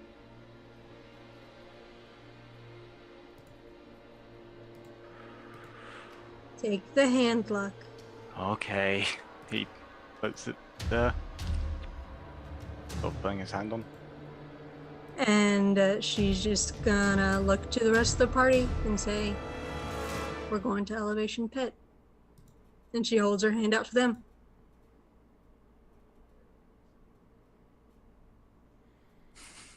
And you begin to walk up the path. Luck, for 10 years, this was part of your patrol area. This is sort of the extent of Asgardian of Elevation Pit where you traversed. How do you feel as you walk up this path that you had left behind, thinking never to return? There's this sick twisting in his stomach as it's almost a tinge of embarrassment as well as shame. Like he's gone and let someone down.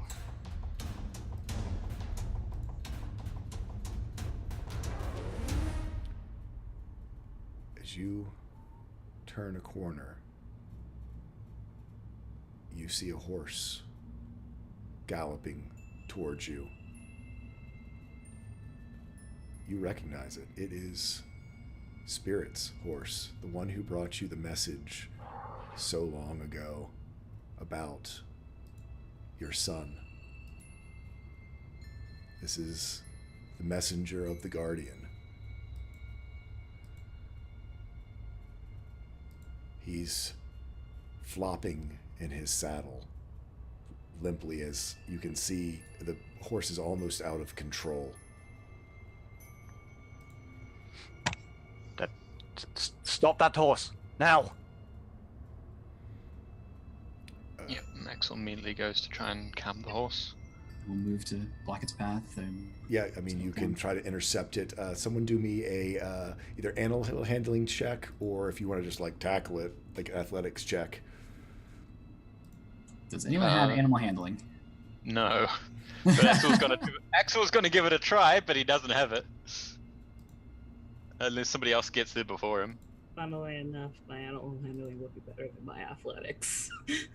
Not much though. Luna's pretty fast, so she would probably have a shot at it first. Yeah. Okay. Axel will help. 13? On a 13, you are able to sort of grab this horse's rein, and you see Spirit fall to the ground off the horse.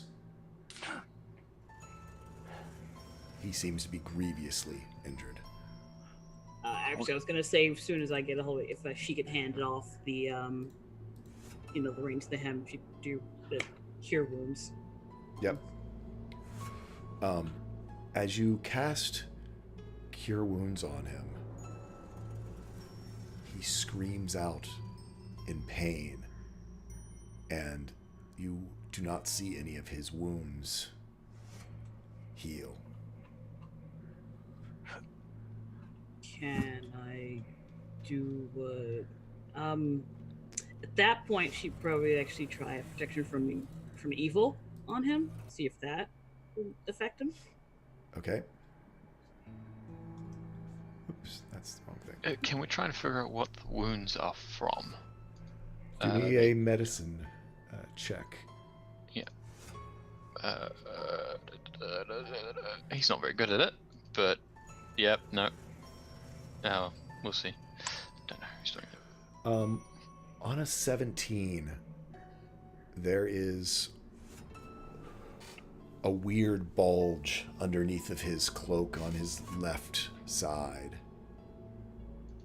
It is, as you inspect it and try to sort of see what's happening, first thinking it must be that he's had a broken rib or something that has popped out. It moves.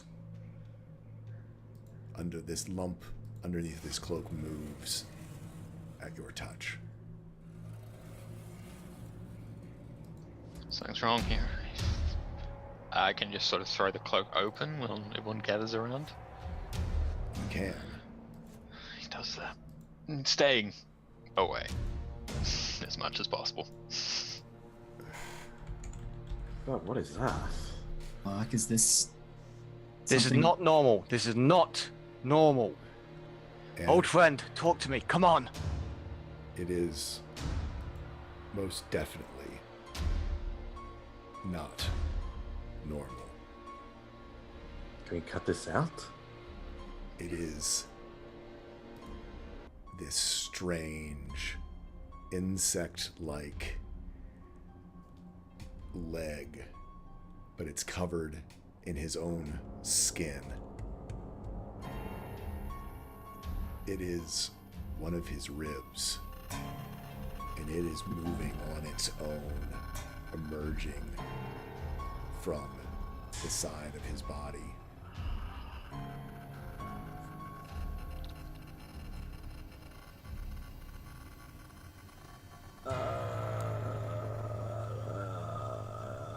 Luck. Spirit's eyes and face turns to you, and they blink and go from their normal brown to two blood-filled red pools. And he says, "I've been waiting for you to return, Luck, Goldheart." And with that, the rib pulls out, yanking a huge chunk of flesh with it, with mouth and mandibles, and it lurches forward and jumps onto Luck. And that is where we're going to end our session today. No, it's good. It's great. No, we were gonna be super calm waiting for next week's session. No, it's great. Good. It's fine. great. Everything's fine. Everything's good. Everything's fine. Funny that you were Remember talking we- about the hive earlier today. Remember when that fifth chair popped up? Good guy. That was cool. That was nice. That was Yeah, nice. that's good.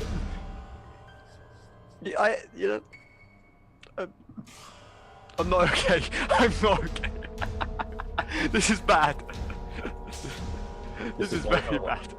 One hell of a homecoming, wasn't it? Oh, good. I love being greeted home by some devilish entity that it seems to be inhabiting one of my friends. You know. It's not like he recognizes you or anything. Oh no. No, we're fine. Apples. You got I mean, some. Not like I spent my entire life there or anything. Not like we haven't seen a character with blood-filled eyes before. No, of course not. That's But just yeah, this session was full of that was everything. the We got session. deadly So- wounds we had. You know those good times we had, everyone. Abuse. Hey, Iska's father showed up again for a bit. Yep, Alwyn did not seem to make the trip. Celia and Vidar now have matching scars. Burn marks. Yes. Let's Did go I at least around. have time to make him pants? No, you really didn't. Unless you really sat down. You can say that you sat down if you really want to. Actually, Luck has like extra clothes with him from back his old. He had extra clothes with him. He So has you, those. yeah, y'all could give him clothes. There you go. But anyway, let's go around. We will start off with Tree Hugging Druid. Hi, I'm Tree Druid. You can go find me on Twitter. I don't really tweet things, but I retweet when things are happening. So there's a thing. You can also find me on Friday evenings at 8 p.m. Eastern Standard Time on Mixer at 709's channel, where I play a bard rogue who almost got killed by her own party member last time. It's fine. I'm doing great things. Next up, we have Good Guy Pie. We need an old priest and a young priest. I'm Good Guy Pie. You can find me at Good Guy Pie on Twitch. Too Good To Guy on Twitter. You can find me at Tuesdays on the Acid Adventurer for a lovely Pokemon game where everything is great there. But you also will find me here every Saturday getting hit with curveballs when I didn't expect to be hit with them. I came home hoping that we'd celebrate Barty's death. We did! Then this happened. Always rely on Luck's character arc to come in at the worst of times. Welcome home, Luck Goldheart. I better get a bloody sign. If I don't get a cake and a sign, I've got complaints. Oh, I'm sure. Oh, that sign's gonna be bloody. I'm sure there will be. Yeah, bloody sign. Yes, you probably will get a bloody sign, Luck. I'm not gonna be happy. I am. I'm gonna. This is gonna hurt, isn't it? Well, we actually need to talk about how the level of hurt that you want me to inflict because it's really bad. Okay, we'll talk. Yeah. Next up, NNG9. Hey, I'm NNG9. I clicked wrong buttons. It's okay. I on Twitch where I live stream video games, which I'm gonna get back on the saddle about doing that more consistently, like Slay the Spire, stuff like that. NNG9 on Twitter where I tweet stuff randomly. Normally when I remember, retweet Fun of the Week, so anybody who missed it can enjoy it. I'm I'm here. Possibly other places. We'll see. Stay thirsty. Next up, Bird vs. Plane. Hey, I'm Bird vs. Plane. It's good. This game.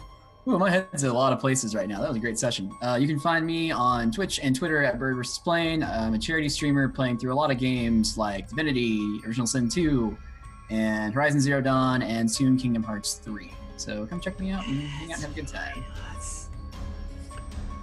Next up, we have Templar Warden.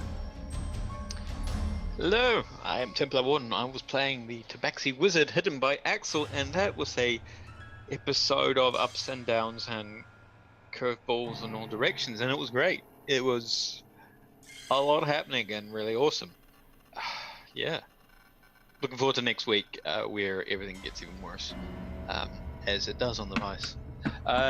You can find me anywhere on the internet as Templar Warden. You may find me on Twitter at Reynard Templar. I mostly retweet stuff. You may find me here every week, of course. Most weeks, of course. And you may also find me and everyone else on our Discord. We have a Discord channel. If you want to join us and chat, head over there. Last but not least, our Aussie. Dragons are cats. Correction, dragons are late. Again. I'm sorry for being late again. Dragons are dusty. Actually, no, I'm perfectly fine, to be honest. I am great. I'm going to go to the gym after this. Sweet. But, yeah, I'm good. I just set my alarms wrong. Because I'm an idiot.